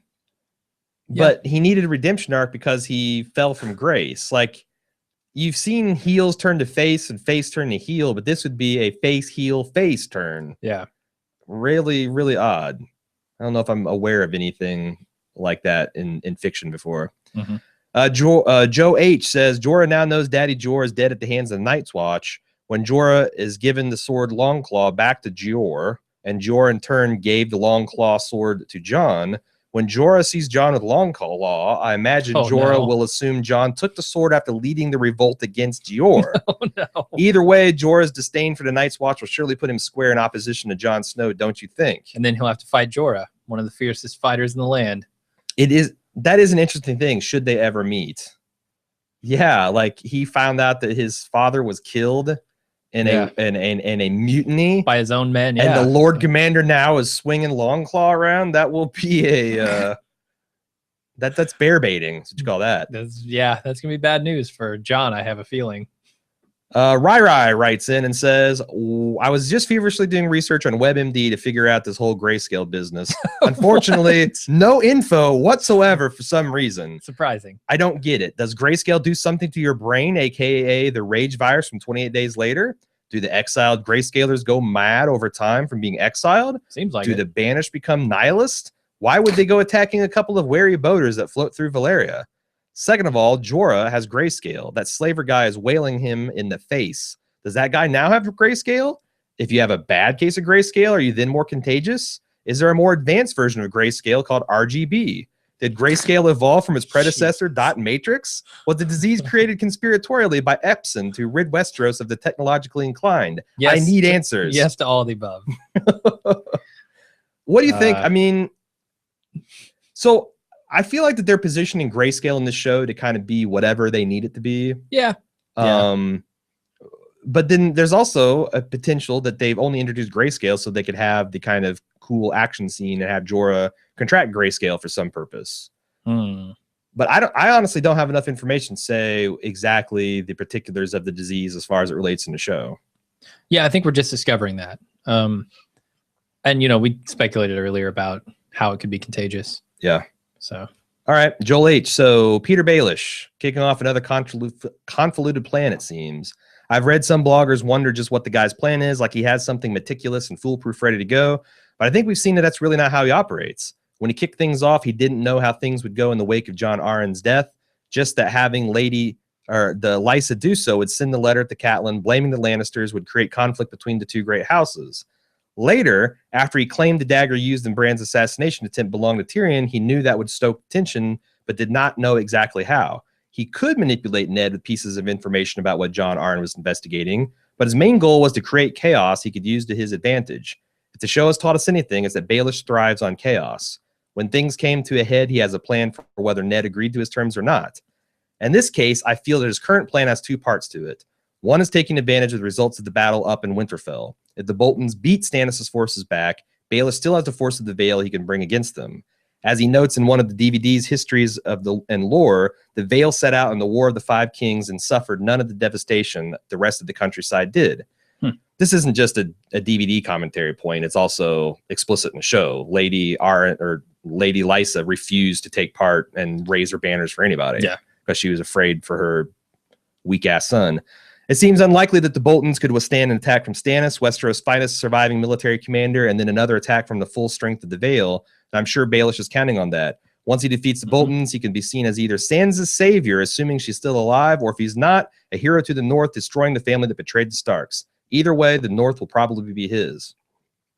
So, if Stannis defeats the Boltons, as Baelish predicts that he would, this brings up a different opportunity. Assuming Sansa vouches to Stannis for Baelish, we may have a united force of the remaining forces of the north, the full strength of the Vale, and Stannis' remaining forces ready to march south. Which brings us to the second part of the plan, the Tyrells. We know Olivar has been Baelish's man in the past, who works at his brothels and has fed him information. So it's possible his testimony is on Baelish's orders. If it leads to the executions of Loras and Marjorie, and Oliver, for that matter, tying up that loose end, you'll have a vengeful Lady Olenna ready to strike at Cersei in any way she can.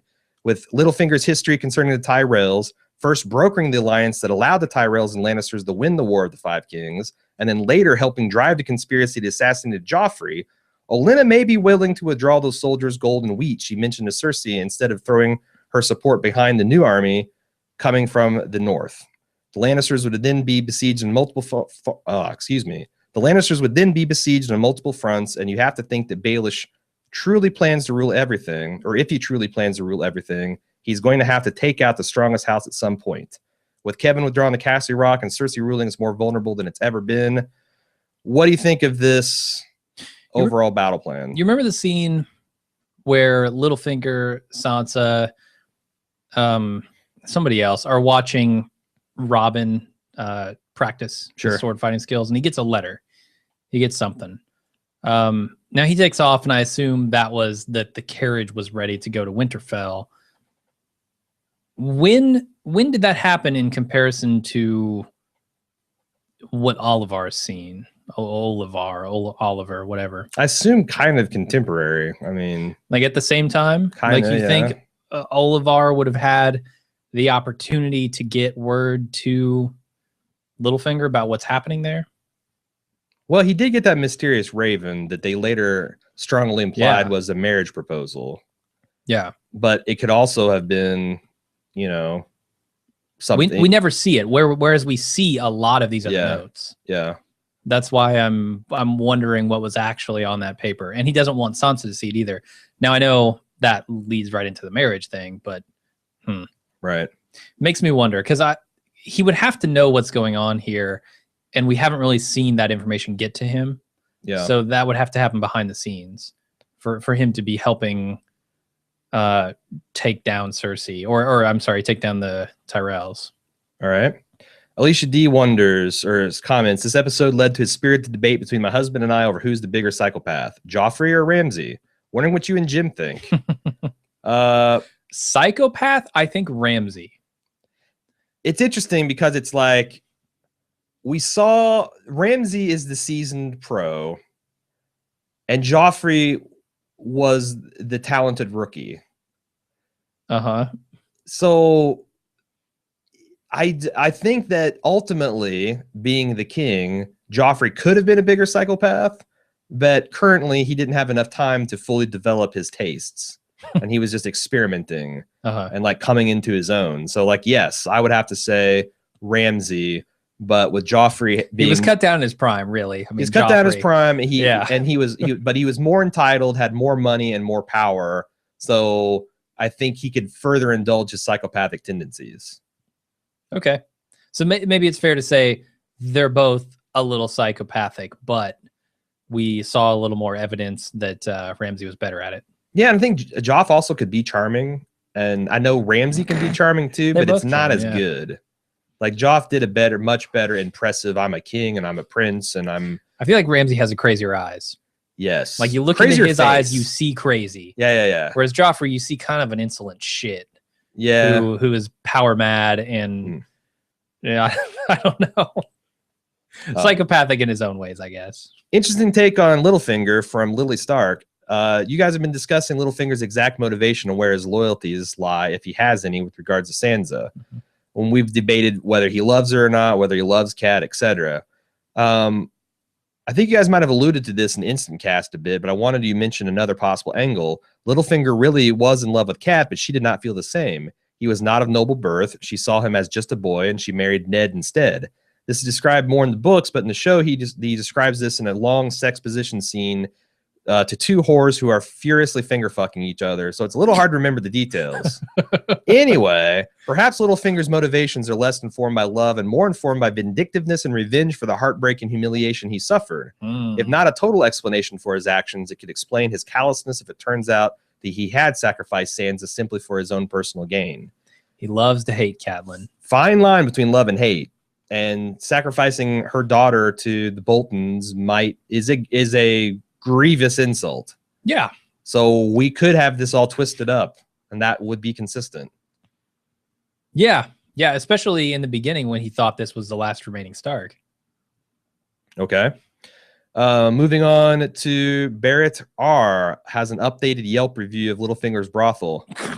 Enjoyed the man-on-man delivery service. Did not care for it when my customer service specialist testified against me in a theological criminal trial in front of my grandma.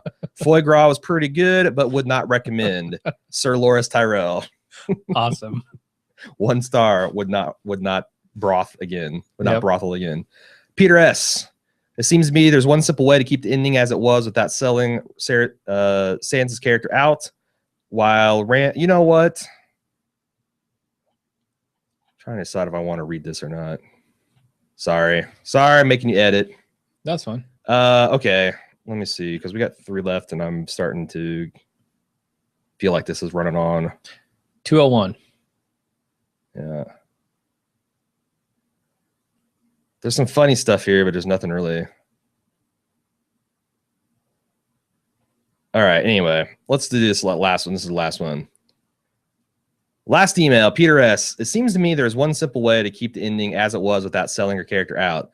While Ramsay was going to town, the camera should have stayed tight in on Sansa's face. Behind the tears, she's got a Catelyn-esque look of grim determination, all but saying, enjoy this while you can, motherfucker, because this is all part of the plan. A big part of the plan involves you waking up one morning soon with your nuts in your mouth. I think this would have fixed everything. Ramsay's still a piece of shit. Theon's still a sniveling wreck, but now Sansa has a certain amount of strength and dignity, even in the midst of the horror she's enduring. And we end on a more or less hopeful note because now we know she's going to make sure Ramsay gets what's coming to him herself. Just the nuts in his mouth. The cock's going to the cock merchant. Yeah, I mean that's a valuable commodity. Yeah, Winterfell has many Lord's cock fixes and upkeep that has to be done. Sure. Yeah. No, I think flipping it from focus on Theon to focus on Sansa would have been more uncomfortable. Yeah. But this I don't know, it might have worked better. Hard to say. Yeah, you could definitely shoot around the full penetration, I'm sure. You could just shoot her face like he suggests. Moving on, did you just work in an Always Sunny joke? I did. Okay, yeah. I thought so. I just watched that episode last night, so I'm Captain American. I got that reference. He continues, anyone intrigued by your idea of bald and chain should check out Vicious, a British sitcom starring Sir Ian McKellen and Derek Jacobi as an elderly, constantly bickering gay couple. The two of them are fantastic as you'd expect, but Game of Thrones fans will be particularly interested in a handsome, naive young man they're constantly objectifying and perving on, played by our own Iwan Rheon, Ramsay Snow himself, in a very different kind of role. I'm assuming not as much flaying happens. Probably. Or maybe there's a lot of flaying in a metaphorical sense. I don't know. Huh. I'm suddenly super interested because I love Ian McKellen. Yeah. And this seems really, really something I'd be interested in seeing. Okay. If you'd like to send us some more email, again, apologize if I didn't get to yours, but way too much. It's a fire hose at this point.